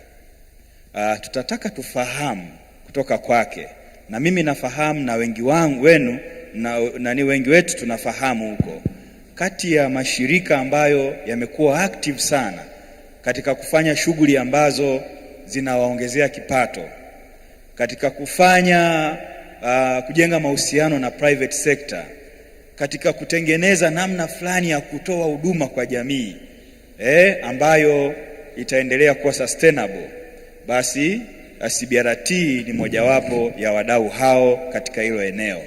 Sasa haya masuala ya sheria za kodi, lakini haya masuala ya vibali, yani hizi sheria ambazo sisi tunaziona kwetu ni ngumu, zinaturudisha nyuma, hadi tunaambiwa sasa tuwe na hii forum ambayo itatuongoza kutoa maoni yetu kwa task force na nini. Sasa nyie mnafanikiwaje, au kuna kitu ambacho tunahitaji kujifunza kutoka kwenu? Karibu. Asante sana. Kwanza jamani, haya mambo sio marahisi kama yanavyoongelewa hapo kwenye stage. Manake na mimi ni mmoja wao kama NGO sector, na hata sisi taasisi kubwa kama CCBRT, lakini na sisi tuna struggle kupata hela kutoka kwa donors. Na ilifika muda tukaona sasa, ili tusiweze kufunga mageti ya CCBRT, lazima tujiongeze, lazima tutafute namna ambayo sisi kama CCBRT tutapunguza utegemezi. Nasema tutapunguza kwa sababu sio lengo letu kuwa tunajitegemea wenyewe kwa 100%. Kwetu sisi haitawezekana, kwa sababu walengwa wetu ni watu ambao wanatoka kwenye mazingira magumu. Kwa hivyo lengo letu ni kupunguza utegemezi. Huu ni mwaka wetu wa 29. Tulivyoanza CCBRT tulikuwa tunategemea donors au wafadhili kwa 100%.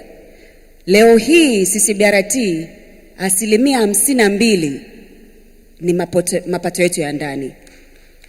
Kwa hiyo sio rahisi, lakini inawezekana. Vitu ambavyo sisi kama CCBRT tumejifunza, na saa nyingine mafunzo yalikuwa ni machungu, tulipitia na yenyewe sisi machungu, lakini wanasemaga kama funzo likiwa chungu ndo unajifunza zaidi. Kwanza kabisa sisi lazima tuwe na ile mindset kwamba hakuna kitu cha bure. Yani lazima mtu analipia, iwe ni wewe mfukoni au mfadhili. Kwa ile mindset sisi kama CCBRT ilitupiga kichwani kwamba hivi tunavyosema fistula bure, fistula sio bure. Kuna mtu analipia yule mama kupata matibabu ya bure. Kwa hiyo kitu ambacho tulifanya kwanza ni kubadilisha ile mindset sisi kama wafanyakazi na wale walengwa wetu, kuambia kwamba wewe hulipii, kuna mtu anakulipia. Ni vizuri tuzungumzie ile, kwa sababu NGOs nyingi na sisi ilikuwa ni mmoja wapo, ile mindset tulilemaa kwamba hao wafadhili kila kitu ni kinalipiwa. Kwa hivyo lazima tuanze na ile mindset kwamba there is nothing for free. Cha pili, lazima kuwe na business plan. Hata kama ni NGO, business plan sio tu kwa wafanyabiashara. Hata sisi kama NGO, you have to have a solid business plan. Ijue kwamba wewe unamhudumia nani. Na swala la sustainability, manake ndugu yetu wa Uganda amelizungumzia sana hapa, linaanza kufikiriwa mwanzoni kabisa. Sio trend imeshaanza, katikati ndo naanza kufikiria hivi kweli, hivi nita sustain vipi? Na sisi CCBRT tulikuwa hao. Kwa hiyo hapa natoa mafunzo yetu kama CCBRT. Hata katika unaanza NGO, unaanza project, lazima ufikirie kwamba sustainability ya huu mradi utakopo vipi. Kitu kingine cha muhimu sana ni kufanya proper costing. Mzee wangu amezungumzia hapa swala la milioni 20, mtu anaweza kuona kwamba anaenda mikoa 6. Ni kwa sababu anadhania kwamba anaweza kufanya vitu vingi sana kwa hiyo milioni 20. Kwa sababu hajafanya proper costing. Yaani proper costing maana yake ni kwamba wewe hapo kuwepo tu pale ni kuna cost. Wewe kwenda kule mkoani kuna cost. Wewe kukaa kwenye kikao kuna cost. Sasa most of us NGOs tulikuwa tukifanya hizi costing, tunafanya tu tunamfikiria yule mlengwa, lakini hatuweki ile proper actual cost ya sisi kama watoa hizo huduma. Kwa hivyo lazima tufanye proper costing. Sisi kama CCBRT ni social enterprise. Yule mchangiaji wa online alilizungumzia hili swala la social enterprise. Labda tu niseme kwa lugha nyepesi kwa Kiswahili. Social enterprise ni kufanya biashara ambayo ile faida inaenda kutoa suluhu kwenye tatizo fulani kwenye jamii. Manake kwamba hauchukui faida. Hela yote inayopatikanika inaenda kusaidia wale walengwa wako. Kwa hiyo sisi kama CCBRT tulianza kuwa very intentional mwaka 2018 kuwa a social enterprise. Ndio maana pale CCBRT mnaona tuna huduma za binafsi, private services. Nyinyi hapa ambao mkiumwa mnakuja private clinic na mnalipia, tunapokea bima, lakini ile hela sio kwamba tunaenda kugawana mwisho wa mwaka, hapana. Tunaenda kuwasaidia wale wakina mama wa fistula, tunaenda kuwasaidia wale watoto ambao wanazaliwa na ulemavu. Kwa hivyo